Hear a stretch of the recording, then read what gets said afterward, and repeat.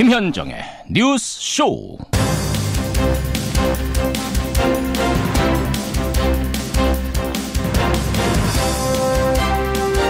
29명 사망, 29명 부상. 사망자 가운데는 여자가 23명이고요. 남자가 6명입니다.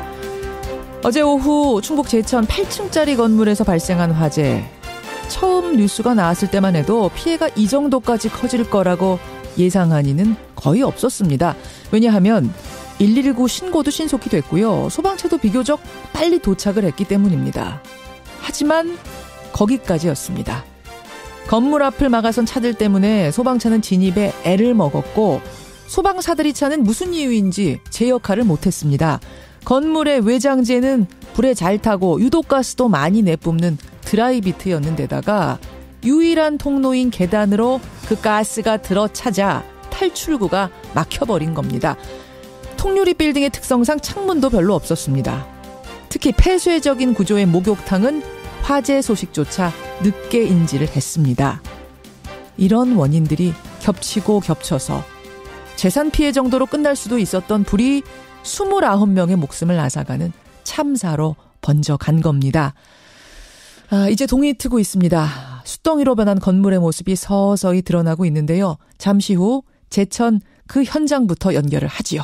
김현정의 뉴스쇼 출발합니다.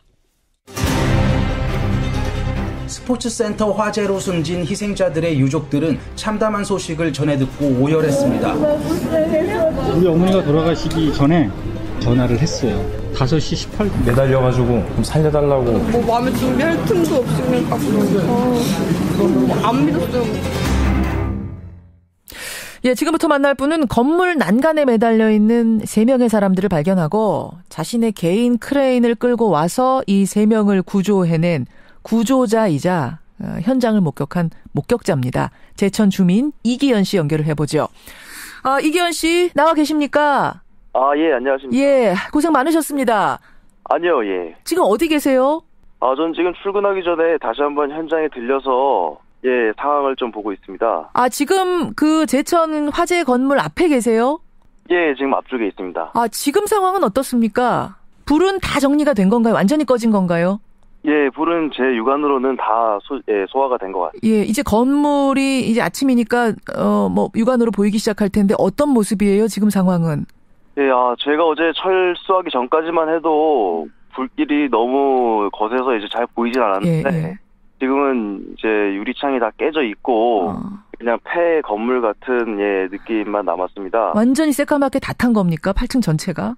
예, 맞습니다. 완전 전소된 상태. 네. 그러니까 어제 화재 현장에 도착하신 건 언제쯤이에요? 이기현 씨가 도착하신 건? 제가 일을 마치고 다행히 시내 쪽을 지나가고 있었는데 현장에서 이제 저희 아버지께서 이제 현장에서 전화를 하셔가지고 근처에 있으면 빨리 장비를 끌고 와라. 우리 지금 난간에 사람들이 매달려 있으니까 우리 장비가 들어오면 사람들을 구할 수 있을 것 같다라고 해서 제가 한 5시경에 현장에 도착하게 됐습니다. 크레인 업체를 운영하신다고 들었어요. 개인 크레인. 예, 아버지가 운영을 하시고 저도 같이 도우고 있습니다. 그 크레인이라 하면 그러니까 어디에 쓰이는 크레인인 거죠?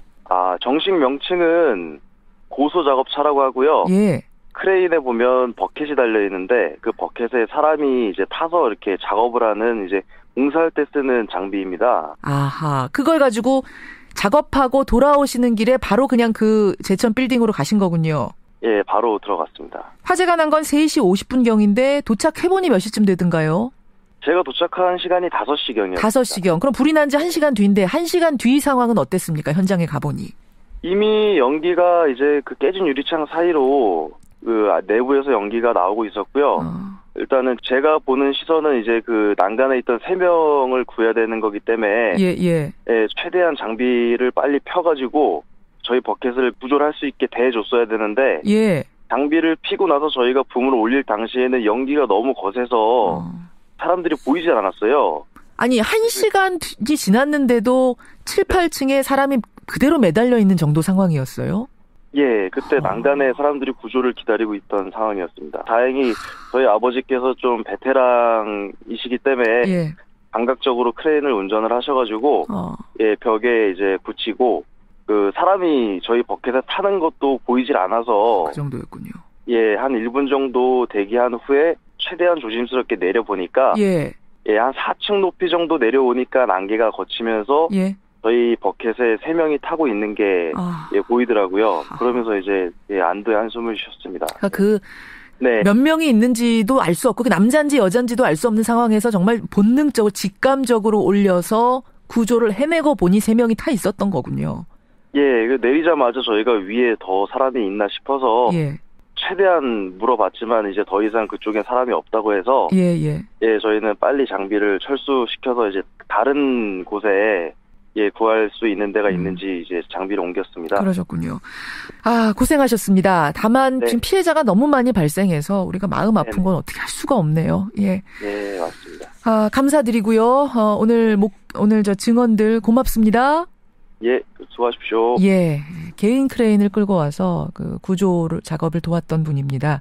이기현 씨 먼저 연결을 해봤습니다.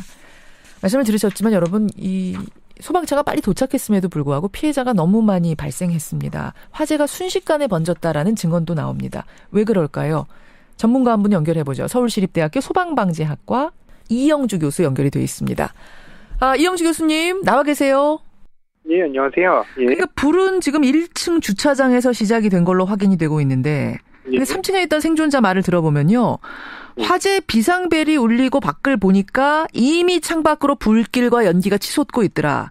예. 어떻게 이렇게 빨리 번질 수가 있습니까? 화재 현장에 이제 이 동영상이라는 사진들을 보면 1층 필로티에서 불이 붙어서 저층 부분의 드라이비트가 급격히 연소를 하면서 연기라든지 화염이 굉장히 거세졌을 가능성이 충분합니다. 근데 이렇게 커지면서 사실 외벽을 타고 건물 전체로 이렇게 화재가 직접적으로 확산됐다고 보기는 어렵고요. 화염이라든지 연기가 필로티에 연결되어 있는 이 건물 계단 부분이라든지 출입구 부분 쪽으로 연기와 화염이 들어가서 수직으로 터져 있는 계단 부분을 통해서 상층부까지 이를테면 8층 부분까지 빠르게 연소 확대가 된 것으로 이렇게 볼 수가 있을 것 같아요. 예, 그러니까 지금 29명 사망자 대부분이 화상보다는 질식으로 숨졌더라고요. 그것만 봐도 알 수 있는 거군요. 예, 그러니까 내부적으로 계단이 바깥에서 안쪽으로 이를테면은 창문 등을 통해서 연기가 들어갔을 가능성도 있지만 실제로 연기에 의한 피해는 계단부라든지 수직관통 이런 쪽으로 통해서 내부적으로 연기가 빠르게 확산됐을 가능성이 훨씬 높습니다. 예, 그 유독가스가 계단을 타고 수직으로 위로 번져갔을 가능성. 그것 때문에 질식을 이렇게 많이 한 게 아니냐 이 말씀이세요. 예, 맞습니다. 그리고 또 실제로 이제 이렇게 계단을 통해서 연기가 빠르게 유입되는 경우에 사실은 각 층에 있는 분들이 사실 계단 말고는 도망갈 곳이 없잖아요. 여기가 지금 계단 하나, 엘리베이터 하나 뭐 이렇게 있었다 그래요. 예, 그렇다 보니까 유일한 대피할 수 있는 수직 피난 통로인 이 계단 자체가 사실은 피난이 불가능하고 오히려 그쪽에서 연기가 굉장히 급속하게 들어오는 상황이라면 이분들은 꼼짝없이 갇혀서 이렇게 피해를 당할 수밖에 없는 그런 상황이었을 겁니다. 특히 지금 29명 사망자 가운데 20명이 여자 목욕탕에서 발견이 됐습니다. 2층에 있던 여자 목욕탕. 예. 물론 이 발화 지점이 여자 목욕탕 바로 아래라는 것도 이유는 되겠습니다만 그렇다고 치더라도 이렇게 어떻게 이곳에서만 대량으로 피해가 났는가? 이게 참 이해가 안 가요. 예, 사우나의 특성상 탈의를 한다거나 샤워를 한다거나 씻는다 이런 데들은 사실은 이제 이런 공간의 폐쇄성이 굉장히 높거든요. 그러다 보면 사실은 이제 폐쇄성이 높다는 거는 비상시에는 대피하거나 이런 부분들이 수월하지 않다는 이런 것들을 그런 이제 같은 의미이기 때문에 아마도 대부분의 분들은 늦게 인지를 했고 이미 인지해서 도망가는 시점에서는 탈출구가 없이 이미 연기에 상당히 오염된 상태에서 아마 화를 당하신 것으로 예정해 볼 수 있습니다. 알겠습니다. 외장재 문제, 복잡한 미로 같은 구조, 유일한 탈출구는 계단밖에 없었는데 그쪽으로 이미 연기가 다 유입된 상태였을 거다. 이렇게 지적을 해주셨어요. 얘기를 들어보면 지금 상황을 더 최악으로 만든 건 구조 작업에 장애가 너무 많았기 때문이다. 이런 지적도 나오더라고요. 네, 저도 이 소식은 들었습니다만, 이게 사실 어제 오늘 얘기가 아니라, 이전에 다른 사고에서도 경험했던 일들이 똑같이 이루어져서 굉장히 좀 안타까운데요. 맞습니다. 소방대가 직접 출동을 했을 때 건물 주변에 불법 주차된 차량이라든지 좁은 길 때문에 바로 소방 활동을 하기가 굉장히 어려웠던 점. 그 소방차가 진입을 하려면, 사다리차를 가지고 있는 소방차가 진입하려면 도대체 어느 정도 확보가 돼야 돼요? 차량의 폭은 한 6m 이내인데요. 이 차가 이제 거기서 멈춰서 전개를 해서 활동을 하려면 최하 8m 정도는 확보가 되고 여유 있게 한 10m 정도는 확보가 돼야 되는데요. 대부분 이렇게 이제 이면도로라든지 이런 부분들에 불법 주차가 한 대 정도만 있다 하더라도 도로폭이 굉장히 좁아지기 때문에 소방 활동을 사실 정상적으로 하기가 굉장히 어렵습니다. 8m 확보가 안 된 거예요. 지금 8층짜리 건물인데 그 앞에 8m가 확보가 안 된 겁니다. 예, 그러니까 사실 또 이제 어렵게 접근을 했는데 또 사다리차가 전세로 전개가 안 되는 상황이었다는 또 목격자도 있고. 요건 좀 얘기가 엇갈리더라고요. 목격자들은 사다리차가 사다리를 제대로 펴지 못하더라 얘기를 하고 있는데 소방당국에서는 한번 폈는데 여의치가 않아서 되는 게 여의치가 않아서 접었던 것인데 그걸 보고 지금 고장났다고 얘기하는 거다. 뭐 엇갈리긴 합니다만 어쨌든 사다리차가 어떤 이유에서인지 처음부터 제대로 작동하지 않았어요. 예, 이 부분은 화재가 난 건물 자체가 이를테면 이제 5, 6, 7층, 8층 부분이 약간 이제 경사가 지면서 이렇게 경사진면이 형성이 되는데 피라미드처럼. 예, 그렇죠. 그런 경우에 사다리차가 이제 전개를 하더라도 이 전개를 했을 때 이런 작업이라든지 활동을 할 수 있는 이런 이제 각도가 나와야 되는데요. 이렇게 이제 건물이 이렇게 기울어진 형태, 이제 사면이 생기는 형태에서는 사실 소방의 의견도 사실은 충분히 일리가 있거든요. 그래서 이러한 부분들은 사실은 이제 뭐 소방의 이를테면 다 단순한 이런 고장인지 혹은 이런 이제 작전이라든지 현장 활동상의 판단인지 이런 부분들은 조금 더 지켜봐야 될 것 같고. 지금 보니까 창문이 별로 없는 통유리 구조예요. 요즘 이런 빌딩들 굉장히 많잖아요. 창문 조그맣게 있고 거의가 다 유리로 된 통유리 구조. 이것도 영향을 줍니까? 화재에? 실제로 이제 뭐 대형 건물들 같은 경우에 바닥 면적이 1000제곱미터 이상 되거나 이렇게 큰 건물들 같은 경우에는 외벽이 이렇게 좀 막혀 있는 이런 부분들을 이제 무창층이라고 그러는데요. 이렇게 이제 창이 없는 구조로 되어 있을 경우에 이렇게 화재가 났을 때 연기를 빼줄 수 있는 배연창을 설치한다든지 그 안쪽에 이제 건물 내부에 강제로 연기를 빼줄 수 있는 재연 설비를 설치하도록 하고 있는데요. 지금 이번에 화재가 발생했던 이 건물 같은 경우는 그런 이제 적용 대상에서 제외가 되는 그런 부분들이 이제 좀 미흡하다 보니까 불이 났을 때 이제 이를테면 지금 사회자님이 말씀하신 대로 연기가 빠질 수 있는 이런 재구부가 없다든지 이런 부분들이 좀 이제 문제점이 취약성이 있는 부분들이 있습니다. 그렇군요. 통유리 구조를 하면서도 환기 시설이 제대로 안 갖춰져 있을 가능성 이런 거 지적하셨어요. 그리고 이제 대부분은 매장이라든지 이런 것들을 구성하면서 기존에 있던 창들도 대부분 가리거나 혹은 또 막거나 또 이렇게 잘 열리지 않는 구조로 바꾸는 경우들도 많이 있거든요. 그렇다 보면 사실 더더욱이 좀 안 좋아질 수 있습니다. 여기까지 보겠습니다. 교수님 고맙습니다. 예. 서울시립대학교 소방방재학과 이영주 교수까지 연결을 했습니다. 다시 한번 정리합니다. 어제 벌어진 제천의 화재 참사 29명이 사망했고요. 그중에 여자가 23명, 남자가 6명, 20명은 여자 목욕탕, 2층 여자 목욕탕에서 발견이 됐습니다. 조금 전 6시 반부터 다시 소방대원들이 들어가서 혹시 남아있을지 모르는 인명피해자들을 찾기 위한 작업에 들어갔다는 소식입니다. 속보가 더 들어오는 대로 제가 전하도록 하죠.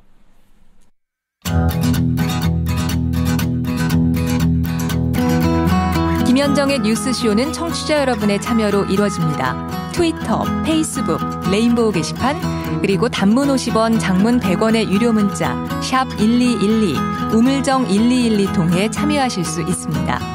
김현정의 뉴스쇼, 여러분과 함께 만듭니다.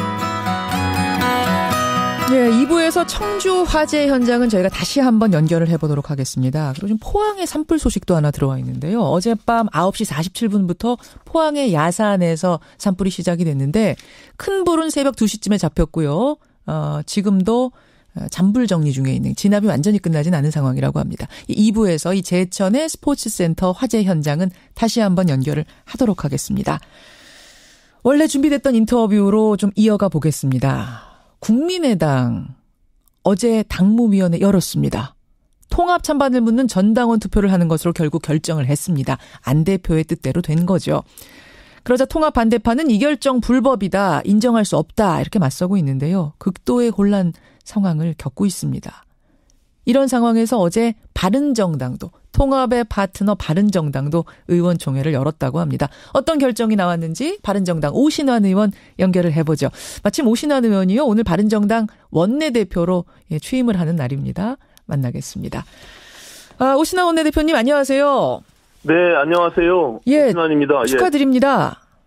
예, 감사합니다. 예, 뭐 오늘 화재 참사 때문에 마음이 좀 가볍진 않습니다만 어쨌든. 네, 그렇습니다. 예. 당으로서는 큰일이네요. 원내대표 겸 통합교섭창구 역할도 맡으셨다고요? 네네. 예. 지금 뭐 당이 어려운 상황이고, 또 지금 국민의당과 통합 논의가 한참 진전이 이루어지고 있는 상황이기 때문에요. 예. 예, 무거운 책임감을 갖고, 또 우리가 처음에 창당했을 때의 초심을 잃지 않으면서, 잘 이뤄내도록 그렇게 하겠습니다. 바른정당 의원들은 이 국민의당 통합에 대해서 어떻게 입장이 좀 정리가 됐습니까? 예, 저희는 어제 오전에 의총을 통해서 진행되는 상황들에 대해서 서로 공유를 했고요. 예, 기본적인 그 통합의 방향성이나 그 방침에 대해서는 공감대를 이뤘습니다. 그걸 통해서 어제 유승민 대표께서 통합에 대한 화답으로 발표를 한 겁니다. 만장일치 찬성이에요? 통합 찬성? 네, 그렇습니다. 만장일치 찬성. 그렇게까지 통합이 절실하다고 생각하시는 겁니까? 저희들이 지난 1월 24일 날 바른정당을 창당했습니다. 그 이후에 여러 우여곡절도 있었고요. 또 대선을 치러 갔고 그 이후에 저희 당이 함께했던 의원들이 다시 자유한국당으로 돌아가는 또 그런 사건들이 있었습니다. 그렇죠. 예, 그런 과정 속에서 국민들께서 지금 지지할 정당이 없고 굉장히 정권은 바뀌었지만 정치는 여전히 구태스러운 행태에 머물고 있는 이런 것들에 대해서 안타까워하고 계시거든요. 그런 것들을 담아낼 수 있는 구태 세력과의 결별과 함께 새로운 정치 세력을 만들어가는 데 있어서 저희가 동의를 하고 그 뜻을 함께 모은 것입니다. 예, 근데 통합 합당이라는 거는 두 당의 신념하고 철학이 맞아야 되는 건데 바른정당과 국민의당이 과연 그 부분에서 맞는가? 국민의당의 통합 반대파 의원들은 안 맞는다 말씀하시거든요. 뭐 그렇게 보실 수도 있을 겁니다. 처음에 태생적인 부분들이 좀 다른 부분들이 있었고요. 예. 하지만 저희가 지금의 상황 속에서 서로의 정책이나 또 지금 당원 당규상의 정강 정책이나 이런 것들을 보면 크게 다르지 않습니다. 크게 다르지 않나요? 근데 햇볕 정책에 대한 부분이라든지 호남에 대한 뭐 이런 입장이라든지 이런 건 어때요?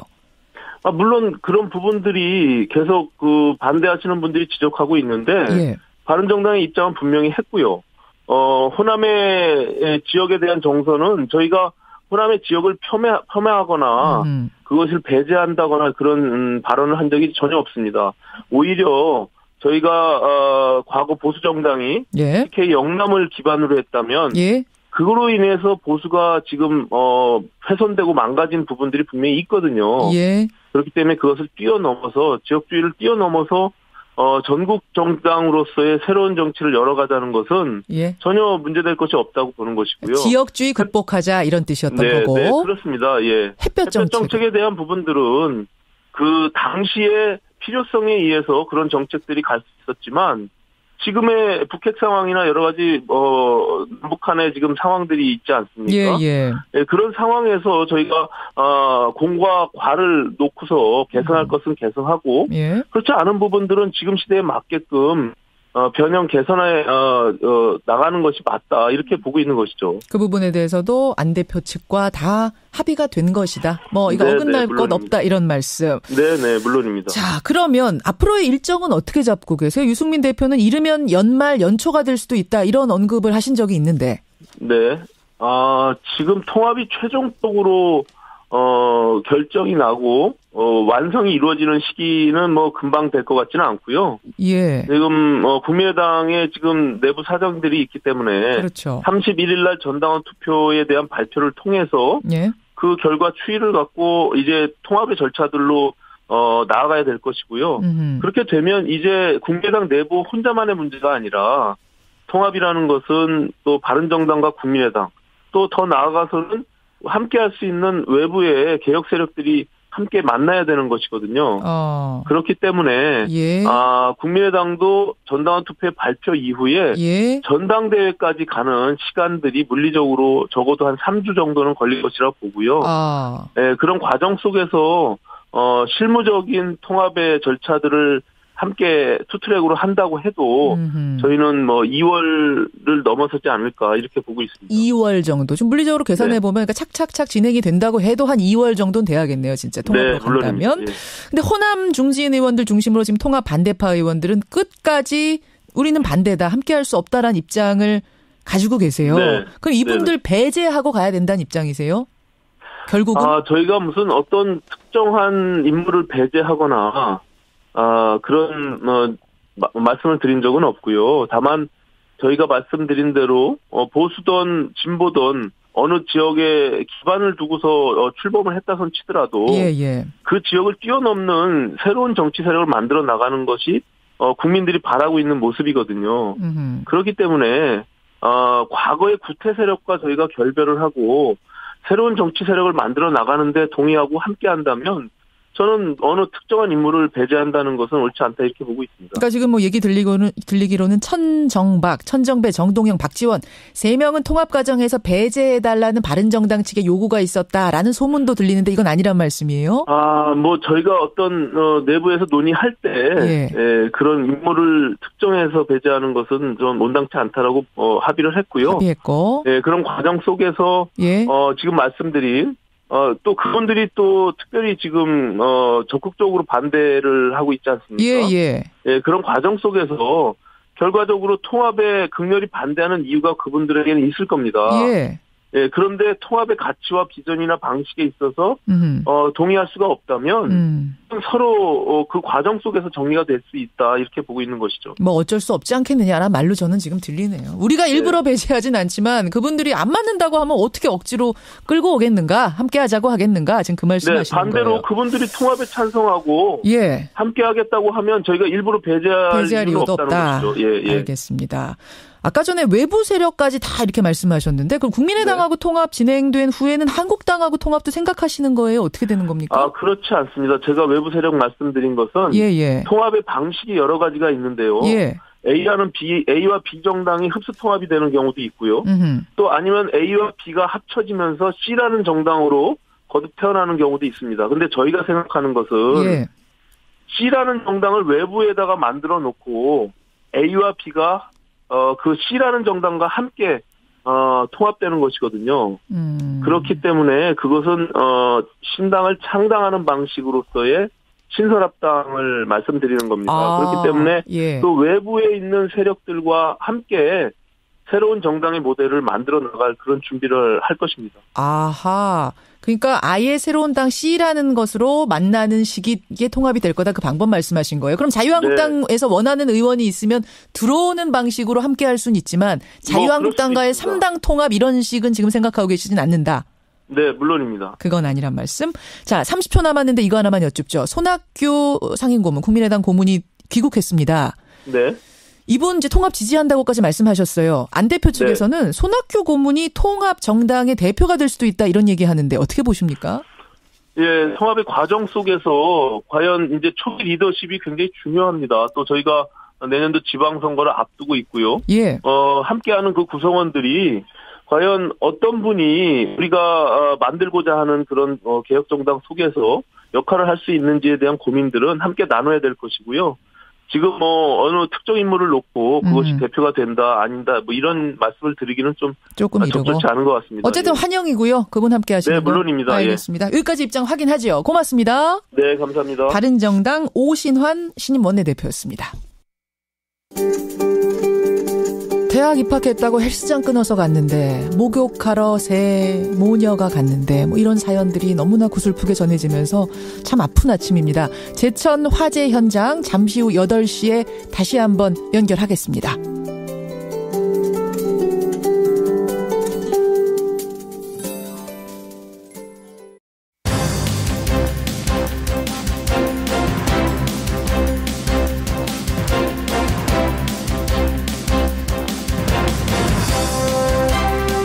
뉴스쇼 2부 출발합니다. 청취자 박종철님, 드라이비트로 외장을 시공하는 건축물 볼 때마다 이런 사고를 이분은 예견하셨답니다. 아마도 이 건축 쪽 일을 하시는 분 같아요. 지금 드라이비트라는 외장재가 순식간에 불이 번지게 하고 유독가스를 많이 뿜어냈기 때문에 화재가 더 커졌다라는 이야기가 나오고 있는데요. 오늘 2부 첫 순서는 제천 스포츠센터 화재 현장을 다시 한번 연결하겠습니다. 6시 반부터 다시 수색 작업이 시작이 됐는데 어떤 변화가 좀 있는지, 원인에 대해서는 밝혀지고 있는 게 있는지 현장 기자 연결을 해보죠. 그리고 분위기를 바꿔서 김상곤 사회부총리 겸 교육부 장관 인터뷰가 준비가 돼 있습니다. 행복한 교육을 만들겠다 이렇게 취임 일성을 밝혔었죠. 교육계 이슈가 참 많습니다. 뭐 고교 학점제, 또 학생부 종합전형은 어떻게 할 건가, 수능 이외에는 이게 하는 건가 마는 건가, 여러 이슈들 김상곤 장관에게 들어보겠습니다.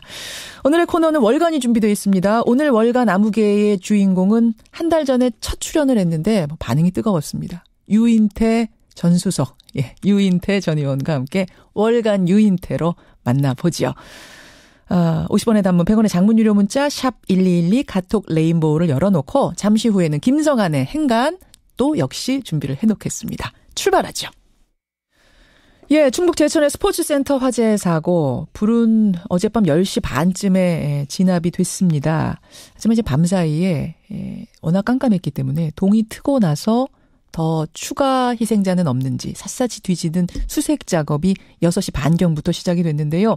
자, 아침 상황 알아보겠습니다. CBS, 청주 CBS 박현호 기자가 연결이 돼 있습니다. 박현호 기자. 네, 제천 스포츠센터 화재 현장에 나와 있습니다. 이른 아침인데도 수색 작업이 시작됐다고요? 네, 그렇습니다. 밤새 계속된 수색 작업이 현재까지 이어지고 있는데요. 현장 수습 작업이 본격화되면서 참사를 빚은 화마의 흔적도 서서히 모습을 드러내고 있습니다. 건물은 아래부터 옥상 끝까지 시커멓게 그을렸고요. 수습 작업으로 인해 유리창이 깨져 건물 내부 일부도 육안으로 확인이 가능합니다. 지금 뭐 모습이 처참하다는 얘기는 앞서서 목격했던 목격자분, 구조자분이 전해주셨는데 궁금한 것은 추가로 발견된 희생자는 더 없는지, 그 안에 들어가 보니까 상황이 어떤지가 궁금해요. 네, 아직까지 추가 희생자 소식은 없었습니다. 어제 화마 이후 혹한 속에 밤샘 수색 작업이 이어진 현장에서는 악전고투가 계속되고 있는데요. 화재가 발생한 건 어제 오후 3시 50분쯤이었습니다. 이때부터 화재 진화와 함께 구조 작업이 함께 이루어졌지만 대형 참사를 막기에는 역부족이었던 것 같습니다. 오후 5시 40분쯤 큰 불길을 잡은 소방당국은 자정까지 모두 29명의 사망자를 포함한 58명의 사상자를 확인했습니다. 그렇죠. 이후 수색 구조 작업을 현장 수습 작업으로 전환했고요. 하지만 인명 수색 작업은 현재까지도 계속하고 있습니다. 현재는 1층에서부터 8층까지 전층에 대한 7번째 수색 작업을 벌이고 있는데요. 소방당국은 생사를 알 수 없는 실종자가 1명, 신원 미상의 사망자가 1명인 걸로 미뤄 더 이상의 희생자는 없을 것으로 보고 있습니다. 다만 수색 작업이 주로 밤에 이루어졌던 데다 사고 발생 장소의 특성상 사물함 등이 미로처럼 복잡하게 널려 있어 추가 희생자가 발생할 가능성에 대해서는 배제하지 않고 있는 상황입니다. 아직까지 실종자의 생사 여부 확인한 가족도 있다는 얘기가 들리긴 해요. 그렇습니다. 자정까지 신원이 확인되지 않은 희생자는 모두 6명이었는데요. 현재는 단 1명만 남았습니다. 남상이라는 것까지는 확인이 됐지만 시신이 크게 훼손돼 정확한 신원을 확인하기까지는 다소 시간이 걸릴 것으로 보입니다. 그러니까 발견된 희생자 중에 1명의 신원이 확인 안 된 건 알고 있는데 그거 말고 우리 가족이 저 안에 들어가 있는데 지금 어떻게 됐는지 모르겠습니다 하는 이런 가족들은 없는 건가요? 그런 가족들이 지금 1명 남아 있는 겁니다. 1명. 근데 신원 확인이 맞춰지질 않은 거군요. 워낙 이 피해가 크기 때문에. 네, 그렇습니다. 뭔가 지문이라든지 이런 것은 외견으로는 이분이 그분인지를 확인할 수 없는 상황, 이 말씀이에요. 맞습니다. 알겠습니다. 지금 제천 지역 장례식장에 희생자들이 안치가 됐죠? 그렇습니다. 희생자들은 제천 서울병원 등 모두 5개의 장례식장에 안치됐는데요. 가장 많은 사망자 시신과 부상자들이 옮겨진 제천 서울병원은 피해 가족과 지인들의 발길이 밤새 이어졌습니다. 응급실 벽면에 부착된 안내판 앞은 희생자 명단을 확인한 가족들로 울음바다가 됐고요. 친인척과 지인들은 유족들을 위로하느라 정신이 없었습니다. 특히 함께 목욕탕을 찾았던 80대 할머니와 40대 딸, 10대 손녀까지 3대가 한꺼번에 숨지는 비극까지 전해져 주변을 더욱 안타깝게 했습니다. 그러게 말입니다. 박현호 기자, 현장을 좀 지키면서 또 다른 소식들 속보가 들어올 때 전해주시길 부탁드립니다. 알겠습니다. 청주 CBS 박현호 기자였습니다.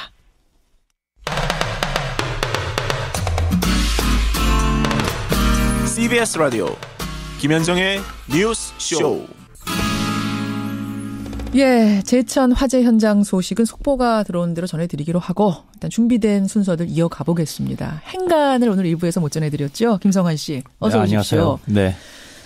행간 오늘 사실은 뉴스가 많아요. 네, 맞습니다. 홍준표 대표의 대법원 판결도 오늘 나고 네. 지금 포항 산불도 어제 밤 9시 47분부터 시작이 됐는데 지금도 진압 작업 중입니다. 완전히 진화가 안 됐어요. 그런 것도 보이고 또 유엔에서 예루살렘에 대한 그 트럼프의 선언 이것에 대해서 부정하는 이런 결정이 났다는 요 소식도 크고 뭐 여러 가지 사건 사고들이 있는데 행간에서도 한 가지 꼭 짚어봐야 될 게 있죠. 네, 어제 이른바 땅콩 해양 사건에 대한 대법원 전원합의체 판결이 나왔는데요. 예. 이 대법원은 항로 변경 혐의를 무죄로 판단해서 조현아 전 대한항공 부사장에 대해서 징역 10월에 집행유예 2년을 선고한 원심을 확정해서 발표를 했습니다. 예.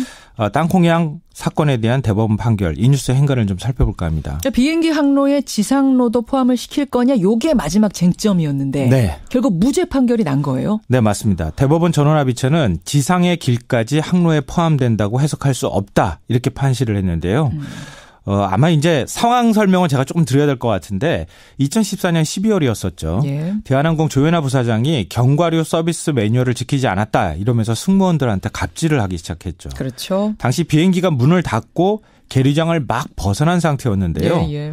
이렇게 얘기했겠죠. 비행기 돌려.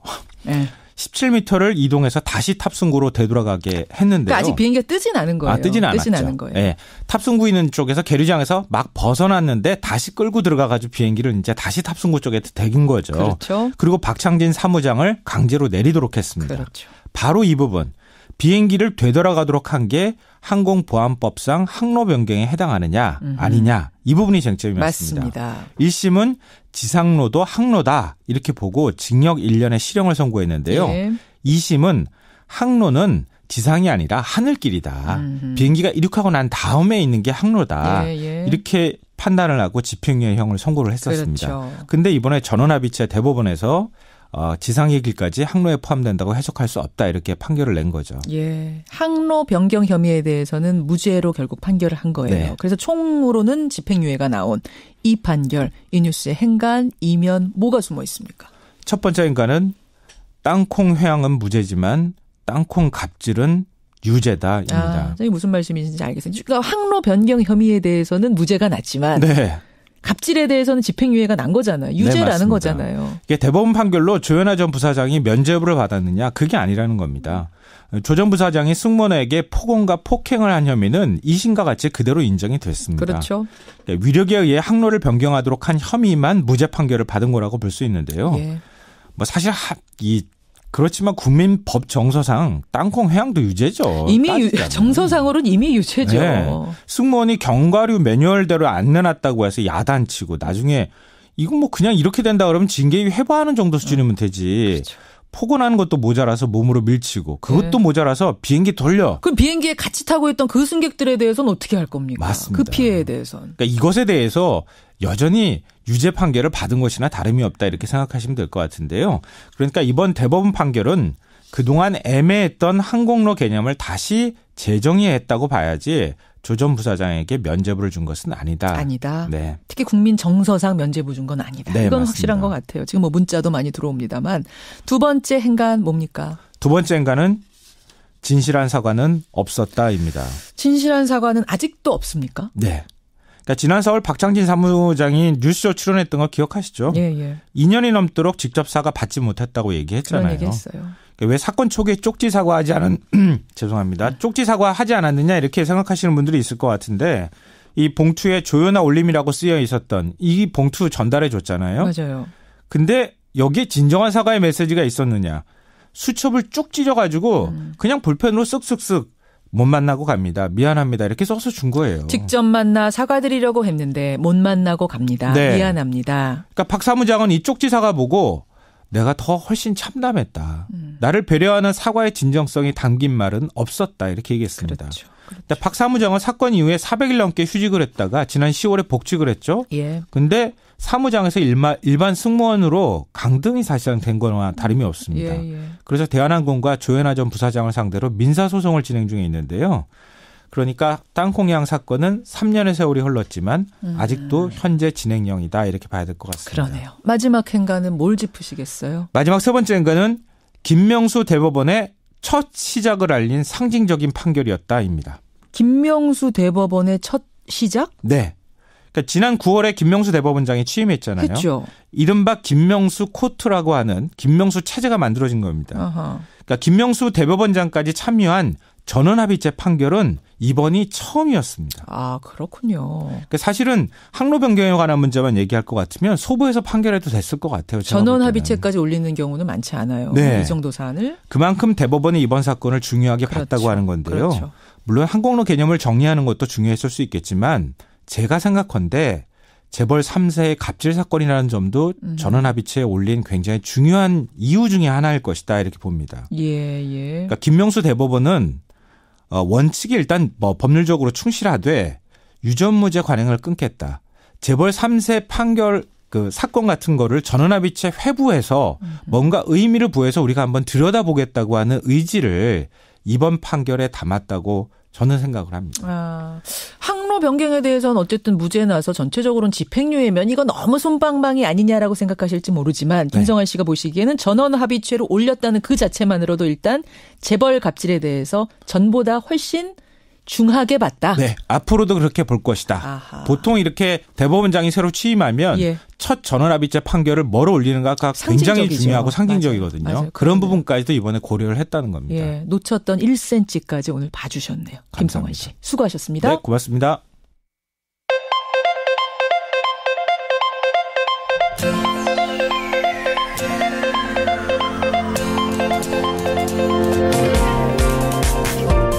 여러분은 지금 CBS 라디오 김현정의 뉴스쇼를 함께하고 계십니다.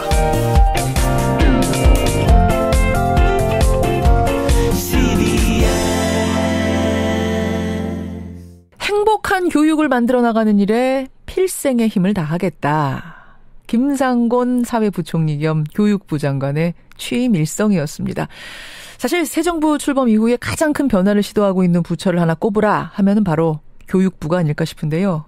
문재인 정부 초대 교육부 수장으로 이 교육 정책을 총괄하고 있는 분 김상곤 사회부총리 겸 교육부 장관 만나보죠. 김상곤 부총리 안녕하세요. 예, 안녕하십니까. 지난 7월 5일에 취임하셨어요. 예, 그렇습니다. 벌써 6개월. 예, 그렇습니다. 예. 그 사이에 수능 연기라는 정말 초유의 사태도 겪으셨고 우여곡절이 많았네요. 돌아보면 어떠세요, 6개월? 쉽지 않은 과정도 있었지만은 국민들께서 새 정부의 교육 정책이 제대로 갈 수 있도록 성원해 주시고 특히 아까 언급하신 초유의 이제 수능 연기와 관련해서 이해하고 협력해 주셔서 무사하게 수능을 마무리할 수 있게 된 점, 그런 모든 점에 대해서 늘 감사하고 있습니다. 제일 힘드셨던 거 순간 하나 꼽아라 하면 역시 그때 포항 지진 때시겠죠? 예, 그렇습니다.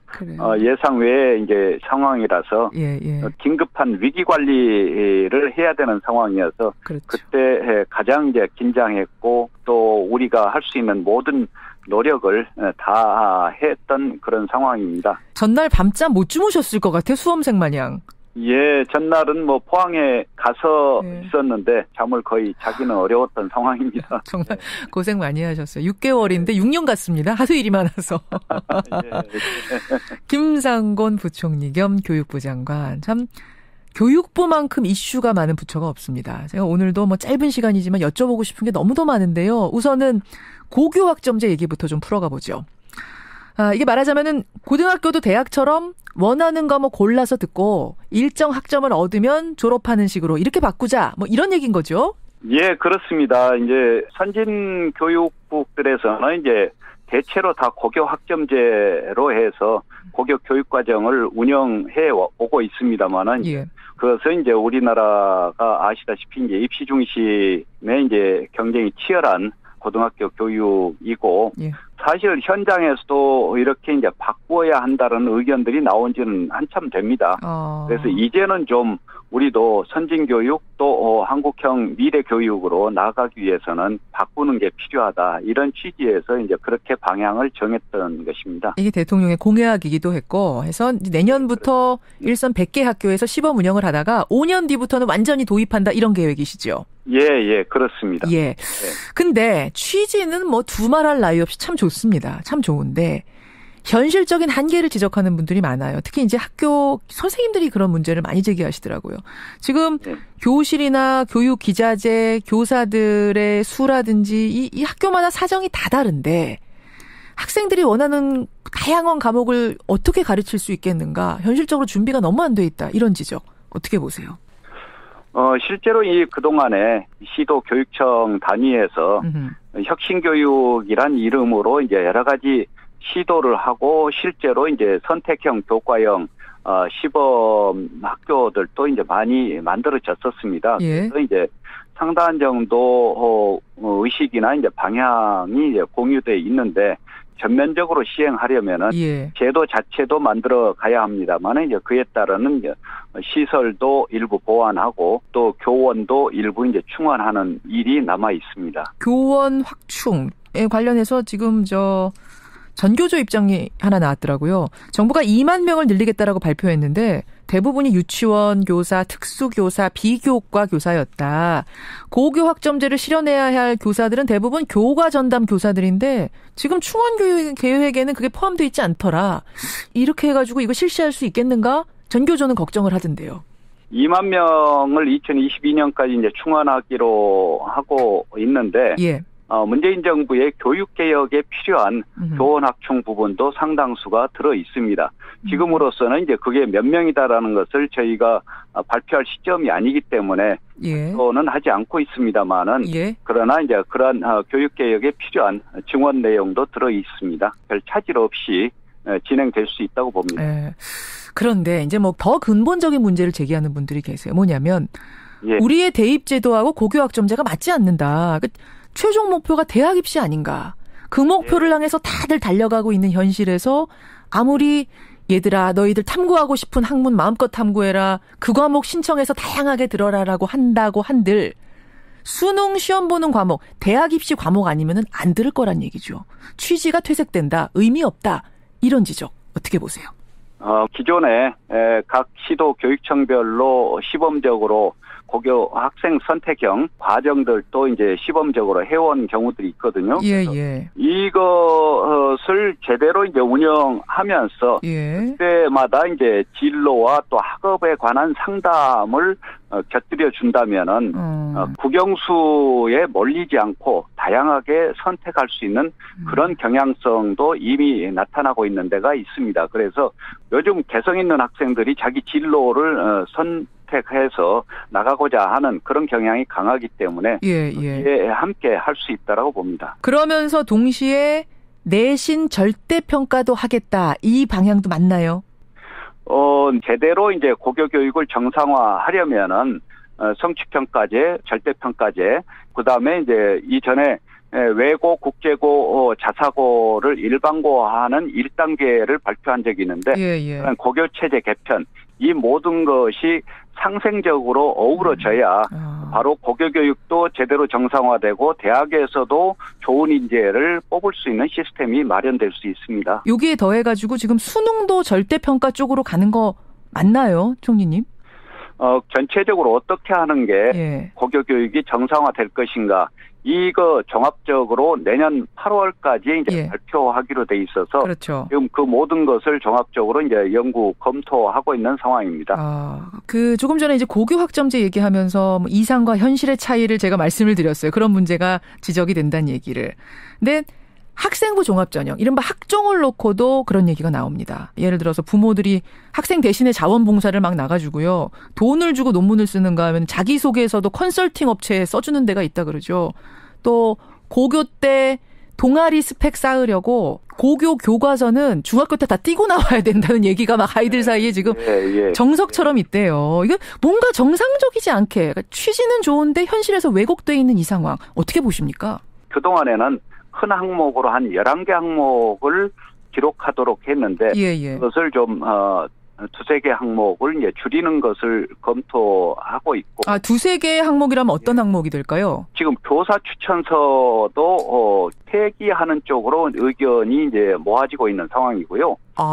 자기소개서에 대해서도 저희가 내부적으로 깊이 있게 검토를 하고 있습니다. 그러니까 교사 추천서는 아예 폐지하는 방향? 그쪽으로 이제 제안이 이루어지고 있고. 자기소개서도 지금 컨설팅 업체에다가 맡기는 부작용이 대단하거든요. 이것도 지금 조정하려고 생각 중. 자기소개서도 워낙이 전에 문재인 정부 대입과 관련된 공약에 자기소개서나 교사 추천서 이것을 축소해 나가고 또 해소도 검토하겠다라는 그런 정도는 들어 있었거든요. 최종적으로는 아까 말씀드렸듯이 내년 8월에 종합적으로 이제 제시할 때 그때 확정해서 발표할 것입니다. 지금 학생부 종합전형으로 대표되는 이 수시 비중이 계속해서 늘고 있는데 학생들은 정시를 늘려달라고 말합니다. 그게 우리 현실에서는 차라리 더 공정하다. 이건 어떻게 생각하세요? 학생이 학교에서 공식적으로 또 자유롭게 활동하고 또 공부하는 것 이외의 것이 뛰어드는 그런 입시 제도가 안 되도록 하는 게 우리가 지향하고자 하는 바입니다. 그래요.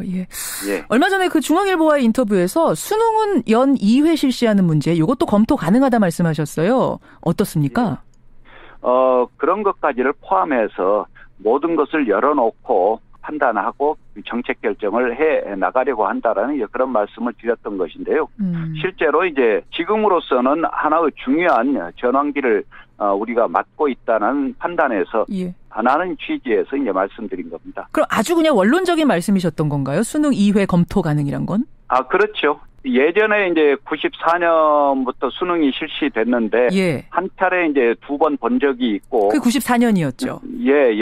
그리고 그 뒤에 2010년 전후에도 수능을 여러 차례 실시해야 되지 않느냐 하는 이제 그런 논의들도 나왔었습니다. 그래서 이 종합적인 입시 정책을 검토하면서 그런 것까지를 포괄해서 검토하는 게 당연하지 않느냐 판단해야 된다는 이야기죠. 알겠습니다. 이게 좀 어떤 질문인지 모르겠습니다만 제가 일각에서 나오는 질문, 청취자들의 질문이니까 그대로 한번 드려보겠습니다. 장관님. 차라리 학력고사 때가 나았다. 차라리 수능만 볼 때가 나았다. 그때로 돌아가자. 이런 댓글들 보셨을 거예요. 이게 그렇습니다. 가능한 얘기입니까? 어떻게 보세요? 저는 예비고사 세대입니다만은 그 뒤에 이제 학력고사 세대라든가 이제 또 수능 초기 세대라든가 이런 분들이 생각할 때는 이제 그때가 오히려 나았다라는 생각을 하실 수도 있다고 봅니다.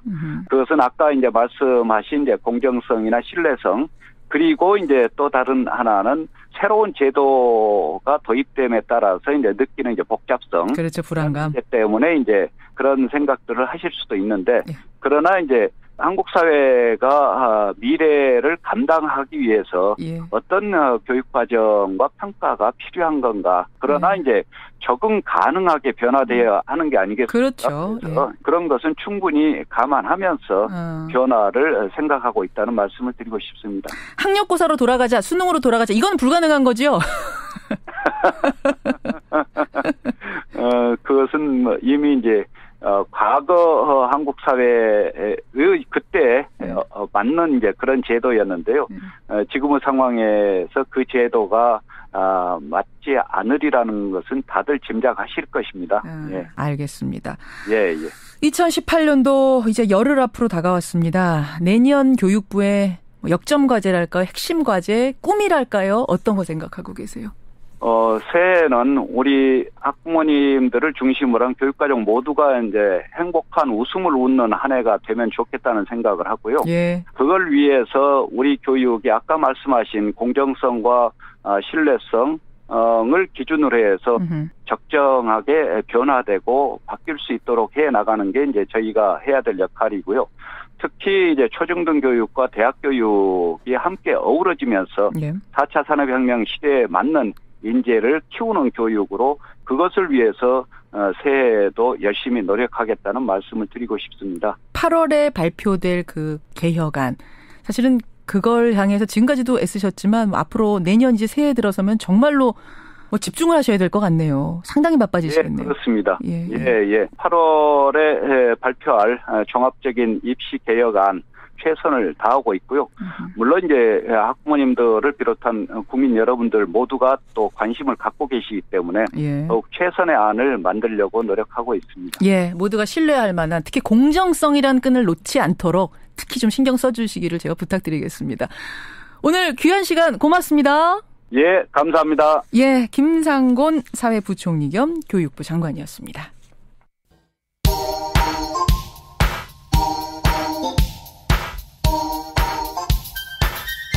김현정의 뉴스쇼 CBS 라디오와 함께하고 계십니다.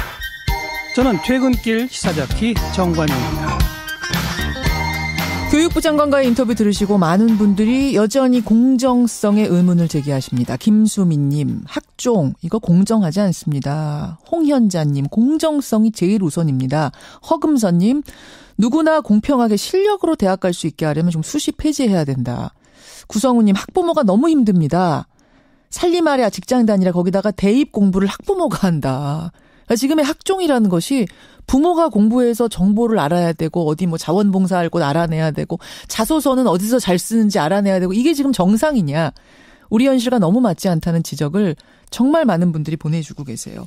박상훈 님도 역시 부모 능력이 지금 크게 작용하고 있는 이 현실을 장관님은 정말 알고 계시는가. 이런. 제가 아까 그 질문 드렸잖아요. 그러니까 차라리 학력고사 때로 돌아가자. 차라리 수능만 보던 시절로 돌아가자는 말이 정말 많이 나오는 게 현실이라는 걸 이 교육 이반자들, 교육제도 이반자들은 아셔야 된다는 겁니다. 아무리 이상이 좋아도 현실이 따라가지 못한다면 이 문제를 어떻게 바로잡을 건지 진지하게 좀 고민해 주십사. 이런 문자가 많이 들어오고 있다는 거 제가 대신 전해드리고요. 제천의 화재 현장 소식 들으시고는 많은 분들이 참 아침부터 기운 빠진다. 왜 이런 비극이 계속돼야 하는가 의문을 제기하세요. 특히 지금 나오는 얘기는요. 그 여성 사우나에서 가장 많은 희생자가 나왔죠. 20명의 희생자가 여성 목욕탕에서 나왔는데 그 손잡이가 고장이 나 있었다는 증언이 지금 나오는 모양입니다. 여성 사우나실 앞에 손잡이가 고장이 나 있었다. 그래서 어떻게 출입구가 하나인데 그나마 그것도 열리지가 않았다라는 증언이 나오고 있어서 더 많은 분들이 안타까워하고 계시고요.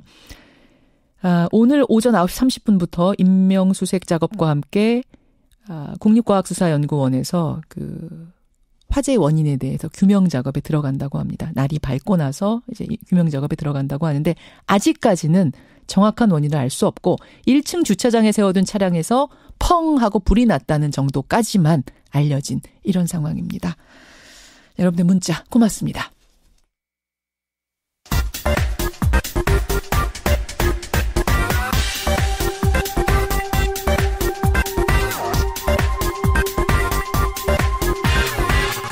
우리 정치의 한 달 앞을 내다보는 시간입니다. 월간 암흑에. 오늘은 지난번엔 스페셜 게스트로 한번 나오셨는데 언제 다시 나오느냐 그분. 문의가 빗발쳤습니다. 고정으로 당장 가자 뭐 이런 의견도 상당히 많이 들어온 그분. 유인태 전 의원, 유인태 전 수석, 월간 유인태로 다시 오늘 모셨습니다. 어서 오십시오. 네, 안녕하세요.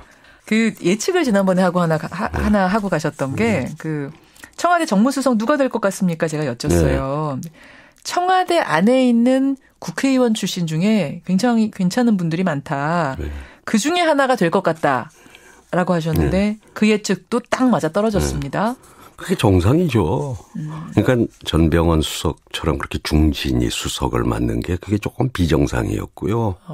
대통령의 신임을 받는 의원들이 청와대 비서관으로 꽤 가 있었잖아요. 그렇죠. 그래서 뭐 거기서 끌어올려라. 네, 이렇게 얘기를 하셨는데 정말 아니나 다를까 한병도 정무수석, 한병도 전 의원이 정무수석으로 올라갔습니다. 네. 근데 한병도 수석까지 생각하고 염두에 두고 그때 말씀하셨던 거예요, 월간에서? 전 둘 중에 하나일 거라고 봤죠. 두 명? 네. 한병도, 한 명은 누굽니까? 저기 백원우. 백원우. 그래도 뭐 소위 이제 쭉 친노라고 해야 그게 이제 남들이 좀 끈끈한 게 있을 거다. 좀 신임이 좀 있을 거다. 근데 이제 그 백원우는 지금 뭐 민정비서관으로 있잖아요. 그 역할도 뭐 꽤 중요한 역할을 하는 모양이고. 근데 이제 정무수석은 좀 이렇게 대인 관계가 부드러워야 되는데 백원우 보다는 한병도가 좀 더 부드럽죠. 지금 백원 의원 듣고 계실지도 모르는데. 괜찮아요? 그분도 인정?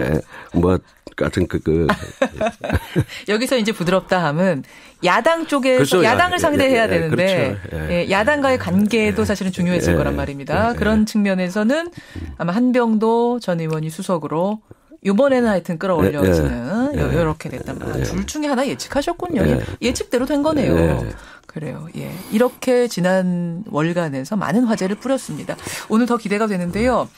국민의당. 국민의당과 바른정당의 통합 얘기.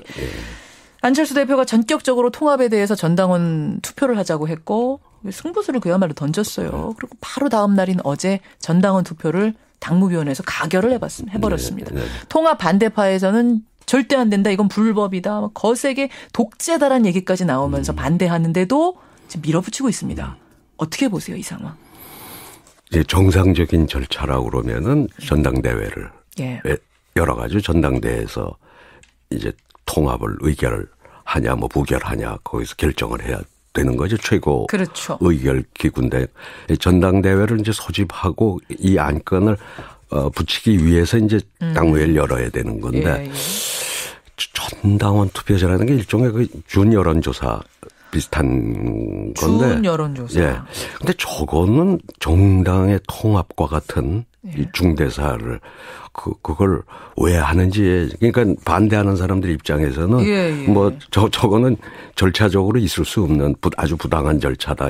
한번 여론조사를 한다는 걸 이제 그러는 모양인데 저는 그 말씀을 드리기 전에 전 정말 중도의 제3정당이 좀 아주 잘 가기를 바라는 게 우리 지난번에도 그 말씀하셨잖아요. 우리 야당이 튼튼해야 여당도 잘 되는 거다. 그게 중요한데 나는 안철수 대표가 물론 정치 경력이 짧은 사람이긴 하지만은 저렇게 무리하게 밀어붙이는 거는 과거에 그야말로 제왕적 총재라고 하던 김대중 총재 같은 경우 이제 저는 그때 반발하고 안 따라갔지만 새정치국민의 신당을 창당할 때 처음에 많은 의원들이 그때도 총선을 앞두고 분당은 안 됩니다 해서 분당 반대가 훨씬 많았거든요. 참 몇 명씩 불러서 또는 개별적으로 불러가지고 그렇게 설득을 한 연후에 결행을 하지요.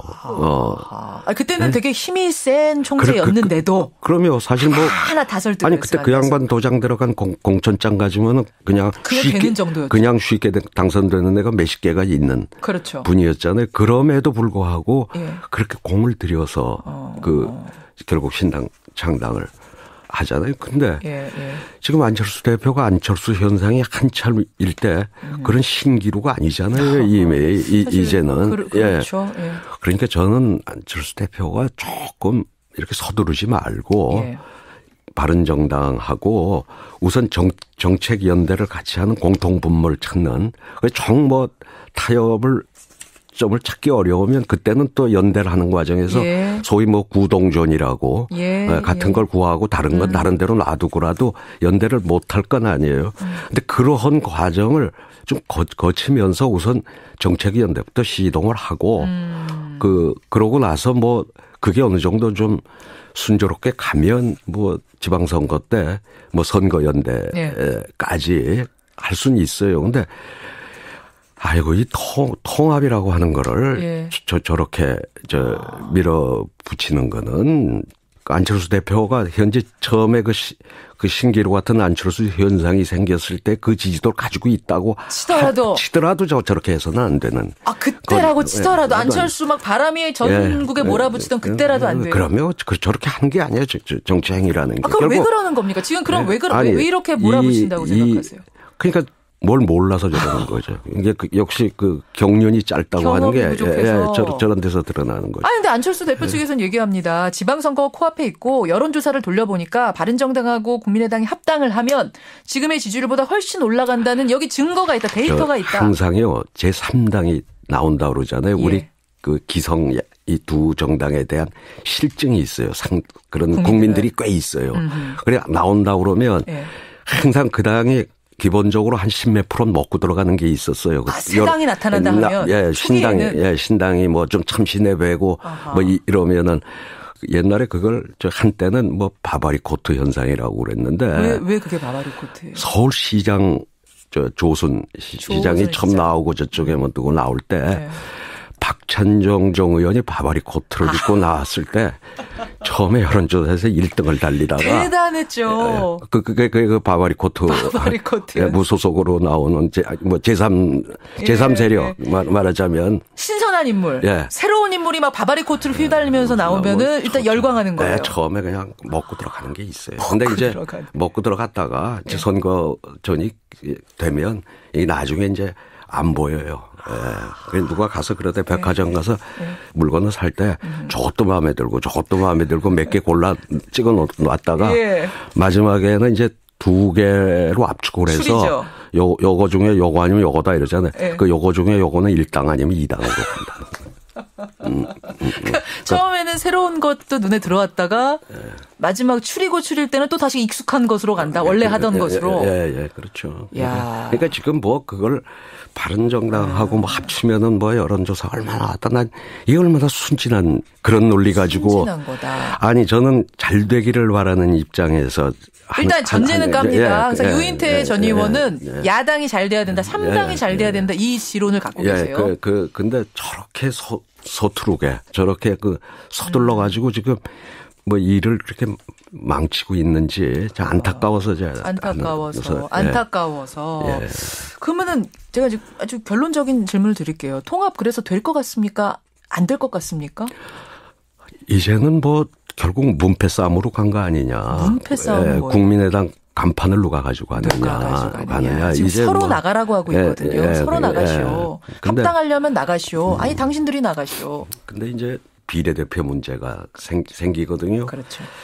그거는 뭐 서로 이른바 합의원을 한다 그러면 비례 부분에 제명을 시켜주면 되거든요. 비례의원은 제명당하면 의원직을 가질 수 있고요. 자기 발로 나가면은 의원직이 사라집니다. 그러니까 뭐 서로 그런 합의원 과정에서 뭐 집하고 간판 다 줄게. 그 대신 비례라도 어떻게 좀 해달라든지 등등의 뭘 이렇게 해야 되는데 저는 저런 식으로 지금 할 거면은 통합을 하겠다는 분이 주고 나오는 게 위자료 좀 넉넉히 주고 그러고 합의 이혼해라. 그게 정당사에서 보면 최소한도 관행이고 예의라고 봐요. 나가겠다는 사람이 위자료 넉넉히 주고 집도 주고 이러고 나오는 게 순리가 아니겠는가. 그동안 되게 그래왔어요. 그래왔다. 이게 부부랑 비슷하네요. 부부 사이라 얘기하다 보니까. 그렇군요. 결국 갈라질 거 같이 못 살 거라고 보세요? 글쎄, 그러니까 저걸 운반을 잘 했으면은 저 안철수 대표가 좀 경험이 있고 아까 말씀드린 대로 그렇게 했었으면 모르는데 그런 절차 하나도 없이 그리고 이제 뭐 저도 자세한 내막은 모르지만은 언론에 보도된 것만 보면 뭐 마치 합쳐야 될 유승민 대표가 뭐 햇볕 정책을 마치 포기하라는 이제 발언을 하고 다시 이제 아니라고 얘기는 했습니다. 그래서 나중에 처음에는 그렇게 얘기했어요. 햇볕 정책을 디스하는 듯한. 뭐 마치 그 호남에만 지역주의가 있는 것 같은. 뭐 사실은 영남 지역주의가 더 원조인데. 뭐 어쨌든 뭐 이런 등등의 얘기가 있었잖아요. 그렇죠. 그리고 가령 통합을 해서 중도로 간다 그러면 이 화개장터쯤에서 만나야 이게 중도로 오는 건데 이거는 지금. 이렇게 선진강 건너 지금 안철수 대표가 저쪽 진주 쪽으로 가는 것 같은 느낌이에요, 제 느낌이. 화개장터쯤에서 만났어야 되는데 너무 한 번에 날아갔어요, 그냥. 글쎄, 그러니까 그건 오랜 그런 과정을 거쳐서 그쯤에서 해야 이게 우리가 중도 통합이다 뭐 이제 이런 표현을 쓸 수 있을 텐데 지금 느낌은 그냥 진주 합천쯤 넘어간 것 같아요. 결국은 그러면은 갈라질 수밖에 없고. 지금 상황은 이제 그렇게 온 거 아닌가. 정말 나가고 싶은 쪽이 결국은 주고 나와야 될 거다. 문패를 집을 주고 나와야 될 가능성이 많다. 그러지 않으면 이제 더 사나운 몰골을 보여야 돼요. 뭐 전당대회에서 뭐 틀림없이 저렇게 되면 이제 뭐 강목에 뭐 온갖 이제 추태들을 보일 거예요. 머리채 잡고 싸우는 정말 보여서는 안 될 장면까지 갈 수도 있는 상황이 그 전에 합의해라. 그 말씀이세요. 갈라질 때라도 조금 보기 좋게 갈라지는 게 이제는 뭐 전 잘 될 것 같지는 않아요. 좀 너무 이 서두르는 통에 중도 정당의 전도가 이제는 상당히 어려워졌다. 이렇게 보죠. 바른정당과 국민의당 통합 후에 자유한국당과도 통합할 가능성이 있다고 보십니까? 뭐 지금은 뭐 완강한데 통합이 아니라 뭐 생각은 그러겠죠. 그쪽이 그냥 제대로 된 적이 인물이 없고 하니까 리더십도 없고 하니까 뭐 이쪽으로 이제 자기네가 흡수하겠다. 하겠다는데 지금은 펄쩍 뛰고 있지만은 뭐 지금 되게 구상하는 건 그런 거 아니겠어요? 뭐라고 해야 되고 중도 보수 대통합의 그림을 그리고 있다 이렇게 보면 됩니까? 뭐 다들 많은 사람들이 다 그렇게 보고 있잖아요.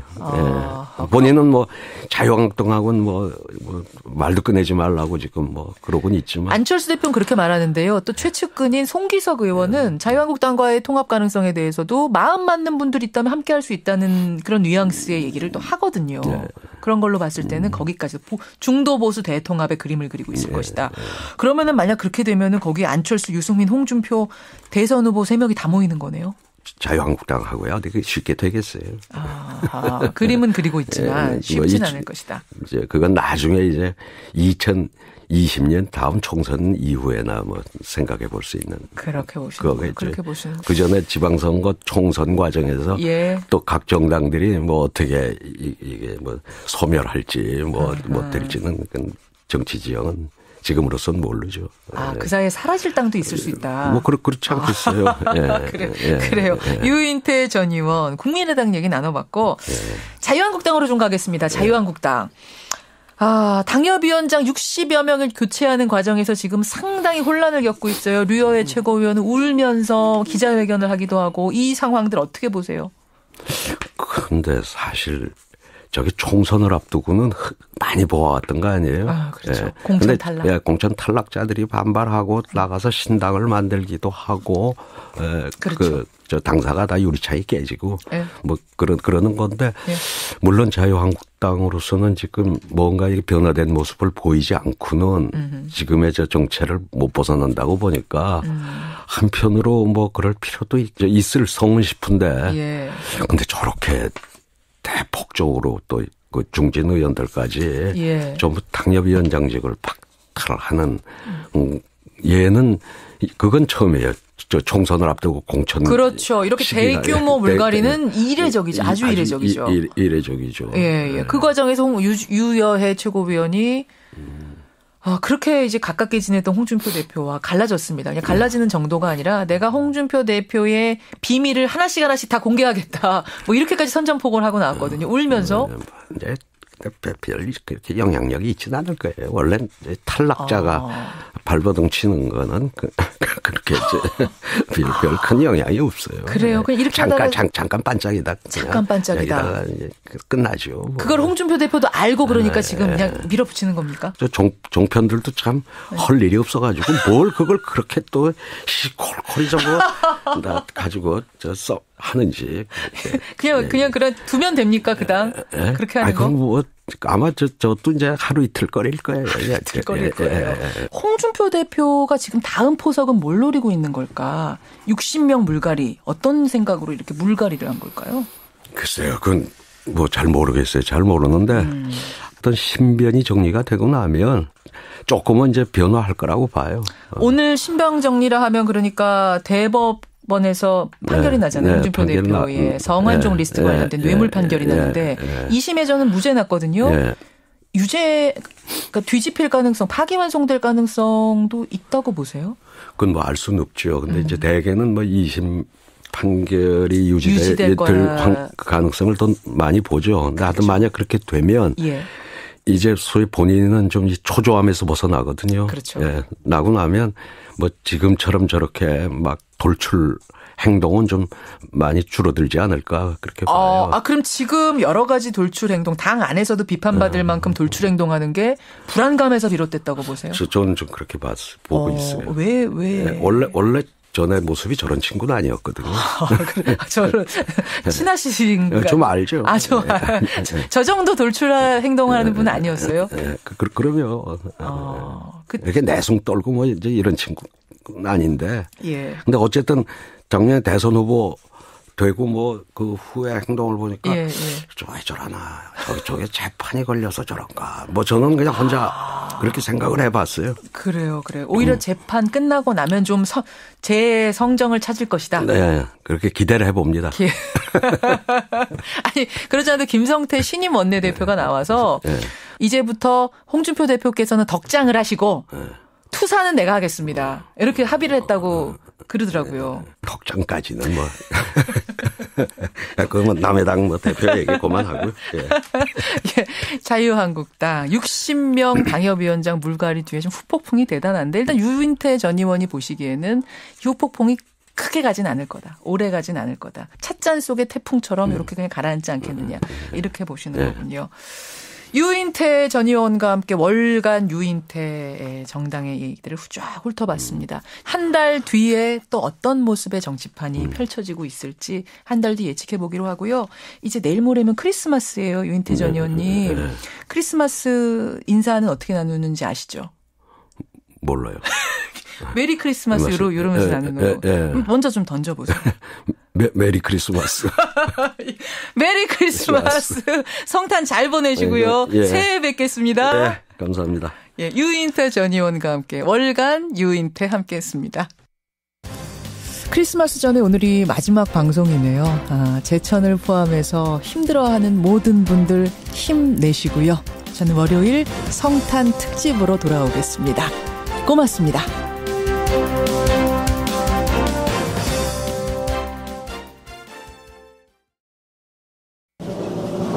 김현정의 뉴스 쇼.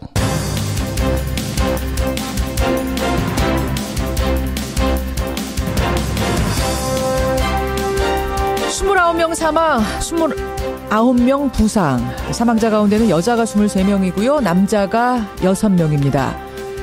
어제 오후 충북 제천 8층짜리 건물에서 발생한 화재. 처음 뉴스가 나왔을 때만 해도 피해가 이 정도까지 커질 거라고 예상한 이는 거의 없었습니다. 왜냐하면 119 신고도 신속히 됐고요. 소방차도 비교적 빨리 도착을 했기 때문입니다. 하지만 거기까지였습니다. 건물 앞을 막아선 차들 때문에 소방차는 진입에 애를 먹었고 소방사들이 차는 무슨 이유인지 제 역할을 못했습니다. 건물의 외장재는 불에 잘 타고 유독가스도 많이 내뿜는 드라이비트였는데다가 유일한 통로인 계단으로 그 가스가 들어차자 탈출구가 막혀버린 겁니다. 통유리 빌딩의 특성상 창문도 별로 없었습니다. 특히 폐쇄적인 구조의 목욕탕은 화재 소식조차 늦게 인지를 했습니다.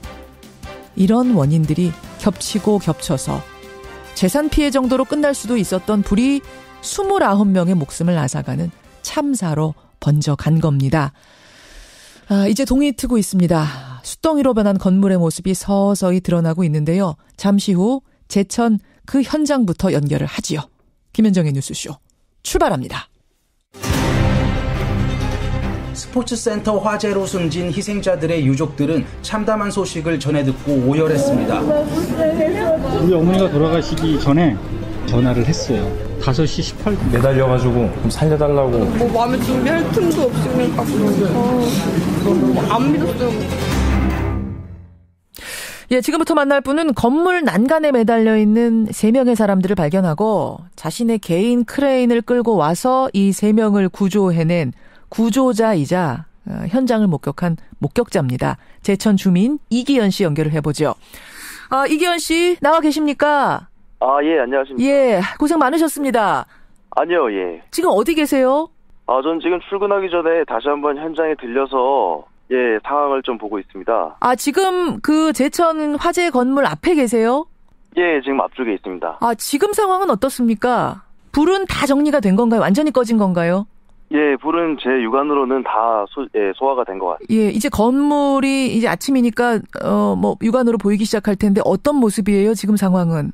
예, 제가 어제 철수하기 전까지만 해도 불길이 너무 거세서 이제 잘 보이진 않았는데 지금은 이제 유리창이 다 깨져 있고 그냥 폐 건물 같은 느낌만 남았습니다. 완전히 새까맣게 다 탄 겁니까? 8층 전체가? 예, 맞습니다. 완전 전소된 상태. 네. 그러니까 어제 화재 현장에 도착하신 건 언제쯤이에요? 이기현 씨가 도착하신 건? 제가 일을 마치고 다행히 시내 쪽을 지나가고 있었는데 예.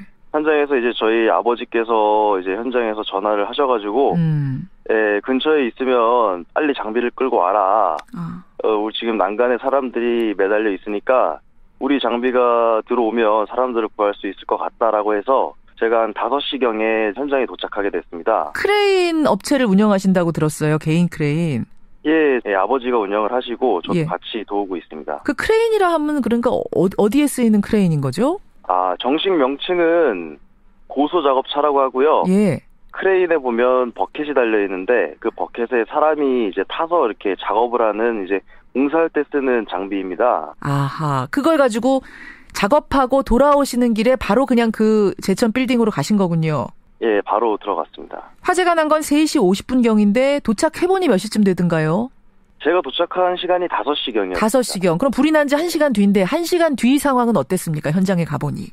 이미 연기가 이제 그 깨진 유리창 사이로 그 내부에서 연기가 나오고 있었고요. 일단은 제가 보는 시선은 이제 그 난간에 있던 3명을 구해야 되는 거기 때문에 최대한 장비를 빨리 펴가지고 저희 버켓을 구조를 할 수 있게 대해줬어야 되는데 장비를 피고 나서 저희가 붐을 올릴 당시에는 연기가 너무 거세서 사람들이 보이지 않았어요. 아니 1시간이 지났는데도 7, 8층에 사람이 그대로 매달려 있는 정도 상황이었어요? 예, 그때 난간에 사람들이 구조를 기다리고 있던 상황이었습니다. 다행히 저희 아버지께서 좀 베테랑이시기 때문에 감각적으로 크레인을 운전을 하셔가지고 벽에 이제 붙이고 그 사람이 저희 버켓에 타는 것도 보이질 않아서 그 정도였군요. 한 1분 정도 대기한 후에 최대한 조심스럽게 내려보니까 한 4층 높이 정도 내려오니까 안개가 걷히면서 저희 버켓에 3명이 타고 있는 게 보이더라고요. 그러면서 이제 안도의 한숨을 쉬었습니다. 그러니까 몇 명이 있는지도 알 수 없고 그 남자인지 여자인지도 알 수 없는 상황에서 정말 본능적으로 직감적으로 올려서 구조를 해내고 보니 3명이 타 있었던 거군요. 내리자마자 저희가 위에 더 사람이 있나 싶어서 최대한 물어봤지만 이제 더 이상 그쪽엔 사람이 없다고 해서 저희는 빨리 장비를 철수시켜서 이제 다른 곳에 구할 수 있는 데가 있는지 이제 장비를 옮겼습니다. 그러셨군요. 고생하셨습니다. 다만 지금 피해자가 너무 많이 발생해서 우리가 마음 아픈 건 어떻게 할 수가 없네요. 네, 맞습니다. 감사드리고요. 오늘 저 증언들 고맙습니다. 수고하십시오. 개인 크레인을 끌고 와서 그 구조 작업을 도왔던 분입니다. 이기현 씨 먼저 연결을 해봤습니다. 말씀을 들으셨지만 여러분 이 소방차가 빨리 도착했음에도 불구하고 피해자가 너무 많이 발생했습니다. 화재가 순식간에 번졌다라는 증언도 나옵니다. 왜 그럴까요? 전문가 한 분 연결해보죠. 서울시립대학교 소방방재학과 이영주 교수 연결이 되어 있습니다. 이영주 교수님 나와 계세요? 예, 안녕하세요. 그러니까 불은 지금 1층 주차장에서 시작이 된 걸로 확인이 되고 있는데 근데 3층에 있던 생존자 말을 들어보면요. 화재 비상벨이 울리고 밖을 보니까 이미 창밖으로 불길과 연기가 치솟고 있더라. 어떻게 이렇게 빨리 번질 수가 있습니까? 화재 현장에 이제 이 동영상이라는 사진들을 보면 1층 필로티에서 불이 붙어서 저층 부분의 드라이비트가 급격히 연소를 하면서 연기라든지 화염이 굉장히 거세졌을 가능성이 충분합니다. 이렇게 커지면서 사실 외벽을 타고 건물 전체로 이렇게 화재가 직접적으로 확산됐다고 보기는 어렵고요. 화염이라든지 연기가 필로티에 연결되어 있는 이 건물 계단부 부분이라든지 출입구 부분 쪽으로 연기와 화염이 들어가서 수직으로 터져 있는 계단 부분을 통해서 상층부까지 이를테면 8층 부분까지 빠르게 연소 확대가 된 것으로 이렇게 볼 수가 있을 것 같아요. 그러니까 지금 29명 사망자 대부분이 화상보다는 질식으로 숨졌더라고요. 그것만 봐도 알 수 있는 거군요. 그러니까 내부적으로 계단이 바깥에서 안쪽으로 이를테면은 창문 등을 통해서 연기가 들어갔을 가능성도 있지만 실제로 연기에 의한 피해는 계단부라든지 수직관통 이런 쪽으로 통해서 내부적으로 연기가 빠르게 확산됐을 가능성이 훨씬 높습니다. 그 유독가스가 계단을 타고 수직으로 위로 번져갔을 가능성. 그것 때문에 질식을 이렇게 많이 한 게 아니냐 이 말씀이세요. 예, 맞습니다. 예. 그리고 또 실제로 이제 이렇게 계단을 통해서 연기가 빠르게 유입되는 경우에 사실은 각 층에 있는 분들이 사실 계단 말고는 도망갈 곳이 없잖아요. 여기가 지금 계단 하나, 엘리베이터 하나 뭐 이렇게 있었다 그래요. 예, 그렇다 보니까 유일한 대피할 수 있는 수직 피난 통로인 이 계단 자체가 사실은 피난이 불가능하고 오히려 그쪽에서 연기가 굉장히 급속하게 들어오는 상황이라면 이분들은 꼼짝없이 갇혀서 이렇게 피해를 당할 수밖에 없는 그런 상황이었을 겁니다. 특히 지금 29명 사망자 가운데 20명이 여자 목욕탕에서 발견이 됐습니다. 2층에 있던 여자 목욕탕. 예. 물론 이 발화 지점이 여자 목욕탕 바로 아래라는 것도 이유는 되겠습니다만 그렇다고 치더라도 이렇게 어떻게 이곳에서만 대량으로 피해가 났는가? 이게 참 이해가 안 가요. 예, 사우나의 특성상 탈의를 한다거나 샤워를 한다거나 씻는다 이런 데들은 사실은 이제 이런 공간의 폐쇄성이 굉장히 높거든요. 그러다 보면 사실은 이제 폐쇄성이 높다는 거는 비상시에는 대피하거나 이런 부분들이 수월하지 않다는 이런 것들을 그런 이제 같은 의미이기 때문에 아마도 대부분의 분들은 늦게 인지를 했고 이미 인지해서 도망가는 시점에서는 탈출구가 없이 이미 연기에 상당히 오염된 상태에서 아마 화를 당하신 것으로 예정해 볼 수 있습니다. 알겠습니다.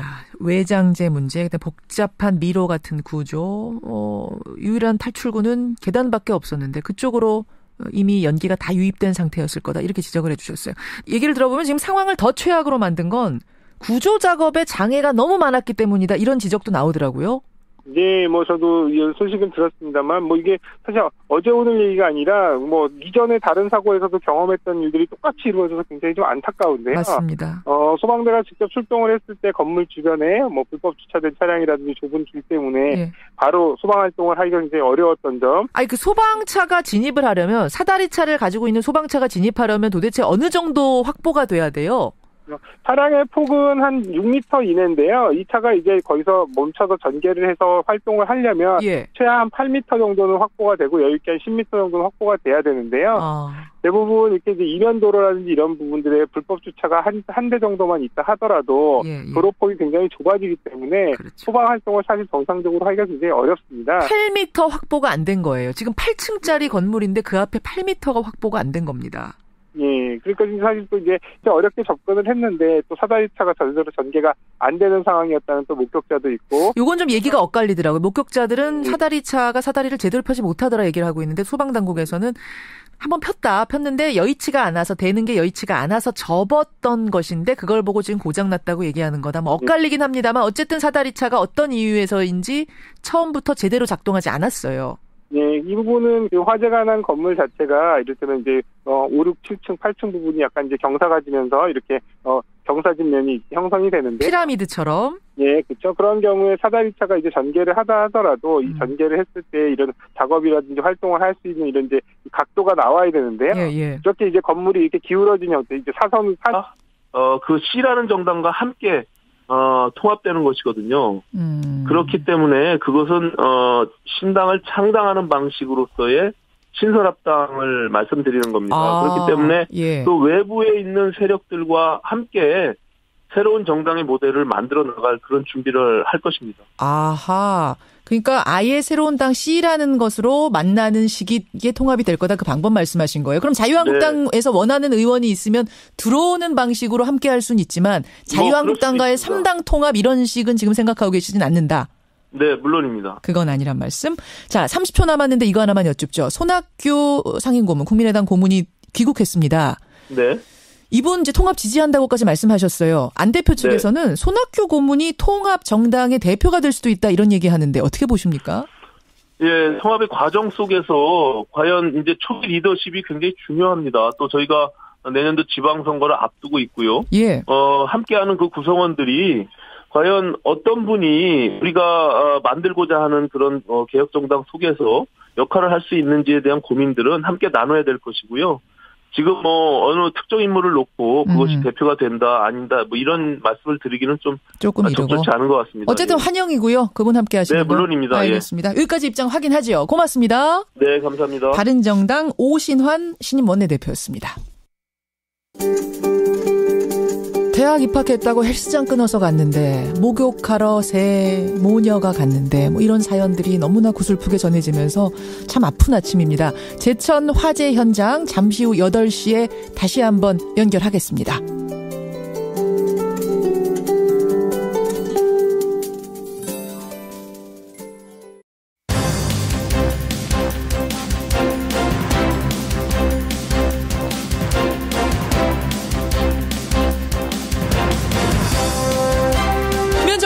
뉴스쇼 2부 출발합니다. 청취자 박종철님, 드라이비트로 외장을 시공하는 건축물 볼 때마다 이런 사고를 이분은 예견하셨답니다.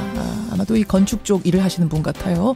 지금 드라이비트라는 외장재가 순식간에 불이 번지게 하고 유독가스를 많이 뿜어냈기 때문에 화재가 더 커졌다라는 이야기가 나오고 있는데요. 오늘 2부 첫 순서는 제천 스포츠센터 화재 현장을 다시 한번 연결하겠습니다. 6시 반부터 다시 수색 작업이 시작이 됐는데 어떤 변화가 좀 있는지, 원인에 대해서는 밝혀지고 있는 게 있는지 현장 기자 연결을 해보죠. 그리고 분위기를 바꿔서 김상곤 사회부총리 겸 교육부 장관 인터뷰가 준비가 되어 있습니다. 행복한 교육을 만들겠다 이렇게 취임 일성을 밝혔었죠. 교육계 이슈가 참 많습니다. 고교 학점제, 또 학생부 종합전형은 어떻게 할 건가, 수능 이회는 이게 하는 건가 마는 건가, 여러 이슈들 김상곤 장관에게 들어보겠습니다. 오늘의 코너는 월간이 준비되어 있습니다. 오늘 월간 아무개의 주인공은 한 달 전에 첫 출연을 했는데 반응이 뜨거웠습니다. 유인태 전 수석, 유인태 전 의원과 함께 월간 유인태로 만나보죠. 50원의 단문 100원의 장문 유료 문자 샵 1212 카톡 레인보우를 열어놓고 잠시 후에는 김성환의 행간 또 역시 준비를 해놓겠습니다. 출발하죠. 충북 제천의 스포츠센터 화재 사고, 불은 어젯밤 10시 반쯤에 진압이 됐습니다. 하지만 이제 밤사이에 워낙 깜깜했기 때문에 동이 트고 나서 더 추가 희생자는 없는지 샅샅이 뒤지는 수색 작업이 6시 반경부터 시작이 됐는데요. 자, 아침 상황 알아보겠습니다. CBS, 청주 CBS 박현호 기자가 연결이 돼 있습니다. 박현호 기자. 네, 제천 스포츠센터 화재 현장에 나와 있습니다. 이른 아침인데도 수색 작업이 시작됐다고요? 네, 그렇습니다. 밤새 계속된 수색 작업이 현재까지 이어지고 있는데요. 현장 수습 작업이 본격화되면서 참사를 빚은 화마의 흔적도 서서히 모습을 드러내고 있습니다. 건물은 아래부터 옥상 끝까지 시커멓게 그을렸고요. 수습 작업으로 인해 유리창이 깨져 건물 내부 일부도 육안으로 확인이 가능합니다. 지금 모습이 처참하다는 얘기는 앞서서 목격했던 목격자분, 구조자분이 전해주셨는데, 궁금한 것은 추가로 발견된 희생자는 더 없는지, 그 안에 들어가 보니까 상황이 어떤지가 궁금해요. 네, 아직까지 추가 희생자 소식은 없었습니다. 어제 화마 이후 혹한 속에 밤샘 수색 작업이 이어진 현장에서는 악정고투가 계속되고 있는데요. 화재가 발생한 건 어제 오후 3시 50분쯤이었습니다. 이때부터 화재 진화와 함께 구조 작업이 함께 이루어졌지만 대형 참사를 막기에는 역부족이었던 것 같습니다. 오후 5시 40분쯤 큰 불길을 잡은 소방당국은 자정까지 모두 29명의 사망자를 포함한 58명의 사상자를 확인했습니다. 그렇죠. 이후 수색 구조 작업을 현장 수습 작업으로 전환했고요. 하지만 인명 수색 작업은 현재까지도 계속하고 있습니다. 현재는 1층에서부터 8층까지 전층에 대한 7번째 수색 작업을 벌이고 있는데요. 소방당국은 생사를 알 수 없는 실종자가 1명, 신원 미상의 사망자가 1명인 걸로 미뤄 더 이상의 희생자는 없을 것으로 보고 있습니다. 다만 수색 작업이 주로 밤에 이루어졌던 데다 사면이 생기는 형태에서는 사실 소방의 의견도 사실은 충분히 일리가 있거든요. 그래서 이러한 부분들은 사실은 이제 소방의 이를테면 다 단순한 이런 고장인지 혹은 이런 이제 작전이라든지 현장 활동상의 판단인지 이런 부분들은 조금 더 지켜봐야 될 것 같고. 지금 보니까 창문이 별로 없는 통유리 구조예요. 요즘 이런 빌딩들 굉장히 많잖아요. 창문 조그맣게 있고 거의가 다 유리로 된 통유리 구조. 이것도 영향을 줍니까, 화재에? 실제로 이제 대형 건물들 같은 경우에 바닥 면적이 1000제곱미터 이상 되거나 이렇게 큰 건물들 같은 경우에는 외벽이 이렇게 좀 막혀 있는 이런 부분들을 이제 무창층이라고 그러는데요. 이렇게 이제 창이 없는 구조로 되어 있을 경우에 이렇게 화재가 났을 때 연기를 빼줄 수 있는 배연창을 설치한다든지 그 안쪽에 이제 건물 내부에 강제로 연기를 빼줄 수 있는 재연 설비를 설치하도록 하고 있는데요. 지금 이번에 화재가 발생했던 이 건물 같은 경우는 그런 이제 적용 대상에서 제외가 되는 그런 부분들이 이제 좀 미흡하다 보니까 불이 났을 때 이제 이를테면 지금 사회자님이 말씀하신 대로 연기가 빠질 수 있는 이런 제구부가 없다든지 이런 부분들이 좀 이제 문제점이 취약성이 있는 부분들이 있습니다. 그렇군요. 통유리 구조를 하면서도 환기 시설이 제대로 안 갖춰져 있을 가능성 이런 거 지적하셨어요. 그리고 이제 대부분은 매장이라든지 이런 것들을 구성하면서 기존에 있던 창들도 대부분 가리거나 혹은 또 막거나 또 이렇게 잘 열리지 않는 구조로 바꾸는 경우들도 많이 있거든요. 그렇다 보면 사실 더더욱이 좀 안 좋아질 수 있습니다. 여기까지 보겠습니다. 교수님 고맙습니다. 예, 서울시립대학교 소방방재학과 이영주 교수까지 연결을 했습니다. 다시 한번 정리합니다. 어제 벌어진 제천의 화재 참사 29명이 사망했고요. 그중에 여자가 23명, 남자가 6명, 20명은 여자 목욕탕, 2층 여자 목욕탕에서 발견이 됐습니다. 조금 전 6시 반부터 다시 소방대원들이 들어가서 혹시 남아있을지 모르는 인명피해자들 찾기 위한 작업에 들어갔다는 소식입니다. 속보가 더 들어오는 대로 제가 전하도록 하죠.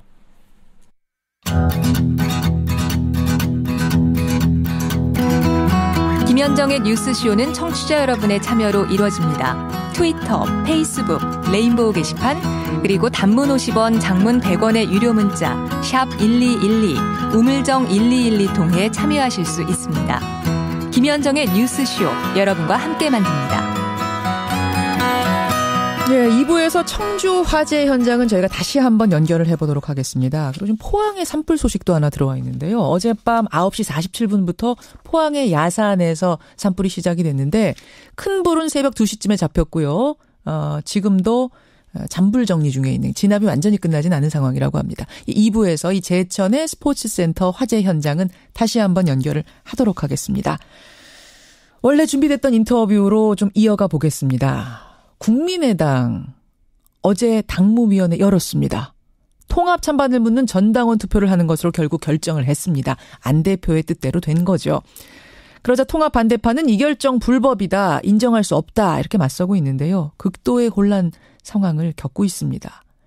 이런 상황에서 어제 바른정당도, 통합의 파트너 바른정당도 의원총회를 열었다고 합니다. 어떤 결정이 나왔는지 바른정당 오신환 의원 연결을 해보죠. 마침 오신환 의원이요, 오늘 바른정당 원내대표로 취임을 하는 날입니다. 만나겠습니다. 오신환 원내대표님 안녕하세요. 네, 안녕하세요. 예, 오신환입니다. 축하드립니다. 예, 감사합니다. 예, 뭐 오늘 화재 참사 때문에 마음이 좀 가볍진 않습니다만 어쨌든. 네, 그렇습니다. 예. 당으로서는 큰일이네요. 원내대표 겸 통합 교섭 창구 역할도 맡으셨다고요? 네네. 예. 지금 뭐 당이 어려운 상황이고, 또 지금 국민의당과 통합 논의가 한참 진전이 이루어지고 있는 상황이기 때문에요. 예. 예, 무거운 책임감을 갖고, 또 우리가 처음에 창당했을 때의 초심을 잃지 않으면서, 잘 이뤄내도록 그렇게 하겠습니다. 바른정당 의원들은 이 국민의당 통합에 대해서 어떻게 입장이 좀 정리가 됐습니까?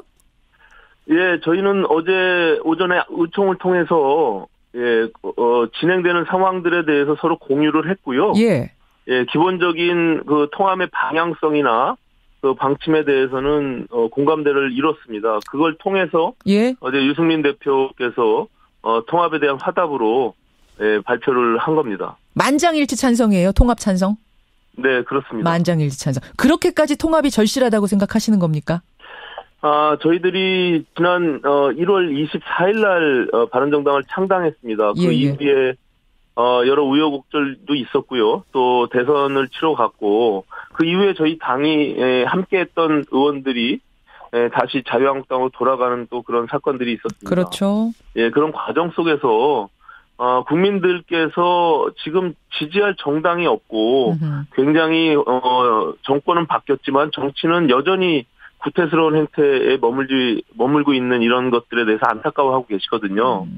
그런 것들을 담아낼 수 있는 구태 세력과의 결별과 함께 새로운 정치 세력을 만들어가는 데 있어서 저희가 동의를 하고 그 뜻을 함께 모은 것입니다. 예, 근데 통합 합당이라는 거는 두 당의 신념하고 철학이 맞아야 되는 건데 바른정당과 국민의당이 과연 그 부분에서 맞는가? 국민의당의 통합 반대파 의원들은 안 맞는다 말씀하시거든요. 뭐 그렇게 보실 수도 있을 겁니다. 처음에 태생적인 부분들이 좀 다른 부분들이 있었고요. 하지만 저희가 지금의 상황 속에서 서로의 정책이나 또 지금 당원 당규상의 정강 정책이나 이런 것들을 보면 크게 다르지 않습니다. 크게 다르지 않나요? 근데 햇볕 정책에 대한 부분이라든지 호남에 대한 뭐 이런 입장이라든지 이런 건 어때요? 물론 그런 부분들이 계속 반대하시는 분들이 지적하고 있는데 바른정당의 입장은 분명히 했고요. 호남의 지역에 대한 정서는 저희가 호남의 지역을 폄하하거나 그것을 배제한다거나 그런 발언을 한 적이 전혀 없습니다. 오히려 저희가 과거 보수 정당이 TK 영남을 기반으로 했다면 그거로 인해서 보수가 지금 훼손되고 망가진 부분들이 분명히 있거든요. 그렇기 때문에 그것을 뛰어넘어서 지역주의를 뛰어넘어서 전국 정당으로서의 새로운 정치를 열어가자는 것은 전혀 문제될 것이 없다고 보는 것이고요. 지역주의 극복하자 이런 뜻이었던 거고. 네, 그렇습니다. 햇볕 정책에 대한 부분들은 그 당시의 필요성에 의해서 그런 정책들이 갈 수 있었지만 지금의 북핵 상황이나 여러 가지 북한의 지금 상황들이 있지 않습니까? 그런 상황에서 저희가 공과 과를 놓고서 개선할 것은 개선하고 그렇지 않은 부분들은 지금 시대에 맞게끔 변형 개선해 나가는 것이 맞다 이렇게 보고 있는 것이죠. 그 부분에 대해서도 안 대표 측과 다 합의가 된 것이다. 이거 어긋날 것 없다 이런 말씀. 네네 물론입니다. 자 그러면 앞으로의 일정은 어떻게 잡고 계세요? 유승민 대표는 이르면 연말 연초가 될 수도 있다 이런 언급을 하신 적이 있는데. 네.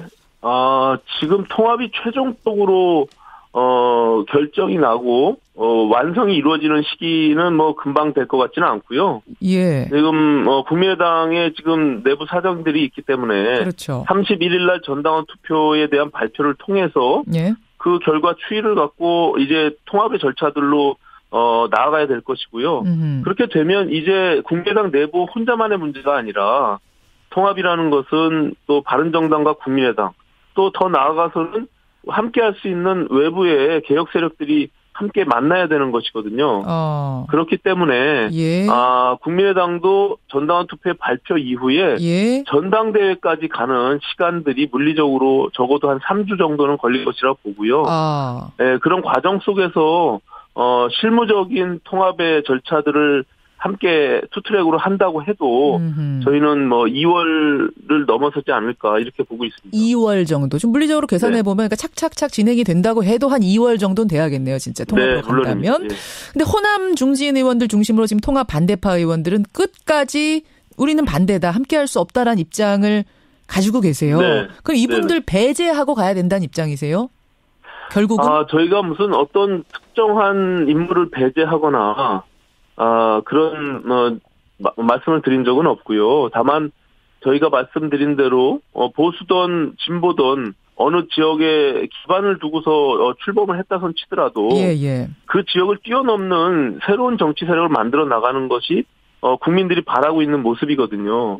그렇기 때문에 과거의 구태 세력과 저희가 결별을 하고 새로운 정치 세력을 만들어 나가는데 동의하고 함께한다면 저는 어느 특정한 인물을 배제한다는 것은 옳지 않다 이렇게 보고 있습니다. 그러니까 지금 얘기 들리기로는 천정박, 천정배, 정동영, 박지원 3명은 통합 과정에서 배제해달라는 바른정당 측의 요구가 있었다라는 소문도 들리는데 이건 아니란 말씀이에요? 저희가 어떤 내부에서 논의할 때 그런 인물을 특정해서 배제하는 것은 좀 온당치 않다라고 합의를 했고요. 합의했고. 그런 과정 속에서 지금 말씀드린 또 그분들이 또 특별히 지금 적극적으로 반대를 하고 있지 않습니까? 그런 과정 속에서 결과적으로 통합에 극렬히 반대하는 이유가 그분들에게는 있을 겁니다. 그런데 통합의 가치와 비전이나 방식에 있어서 동의할 수가 없다면 서로 그 과정 속에서 정리가 될 수 있다 이렇게 보고 있는 것이죠. 어쩔 수 없지 않겠느냐라는 말로 저는 지금 들리네요. 우리가 일부러 배제하진 않지만 그분들이 안 맞는다고 하면 어떻게 억지로 끌고 오겠는가? 함께 하자고 하겠는가? 지금 그 말씀하시는 거예요. 반대로 그분들이 통합에 찬성하고 함께 하겠다고 하면 저희가 일부러 배제할 이유도 없다는 것이죠. 알겠습니다. 아까 전에 외부 세력까지 다 이렇게 말씀하셨는데 그럼 국민의당하고 통합 진행된 후에는 한국당하고 통합도 생각하시는 거예요? 어떻게 되는 겁니까? 그렇지 않습니다. 제가 외부 세력 말씀드린 것은 통합의 방식이 여러 가지가 있는데요. A와 B 정당이 흡수 통합이 되는 경우도 있고요. 또 아니면 A와 B가 합쳐지면서 C라는 정당으로 거듭 태어나는 경우도 있습니다. 근데 저희가 생각하는 것은 C라는 정당을 외부에다가 만들어 놓고 A와 B가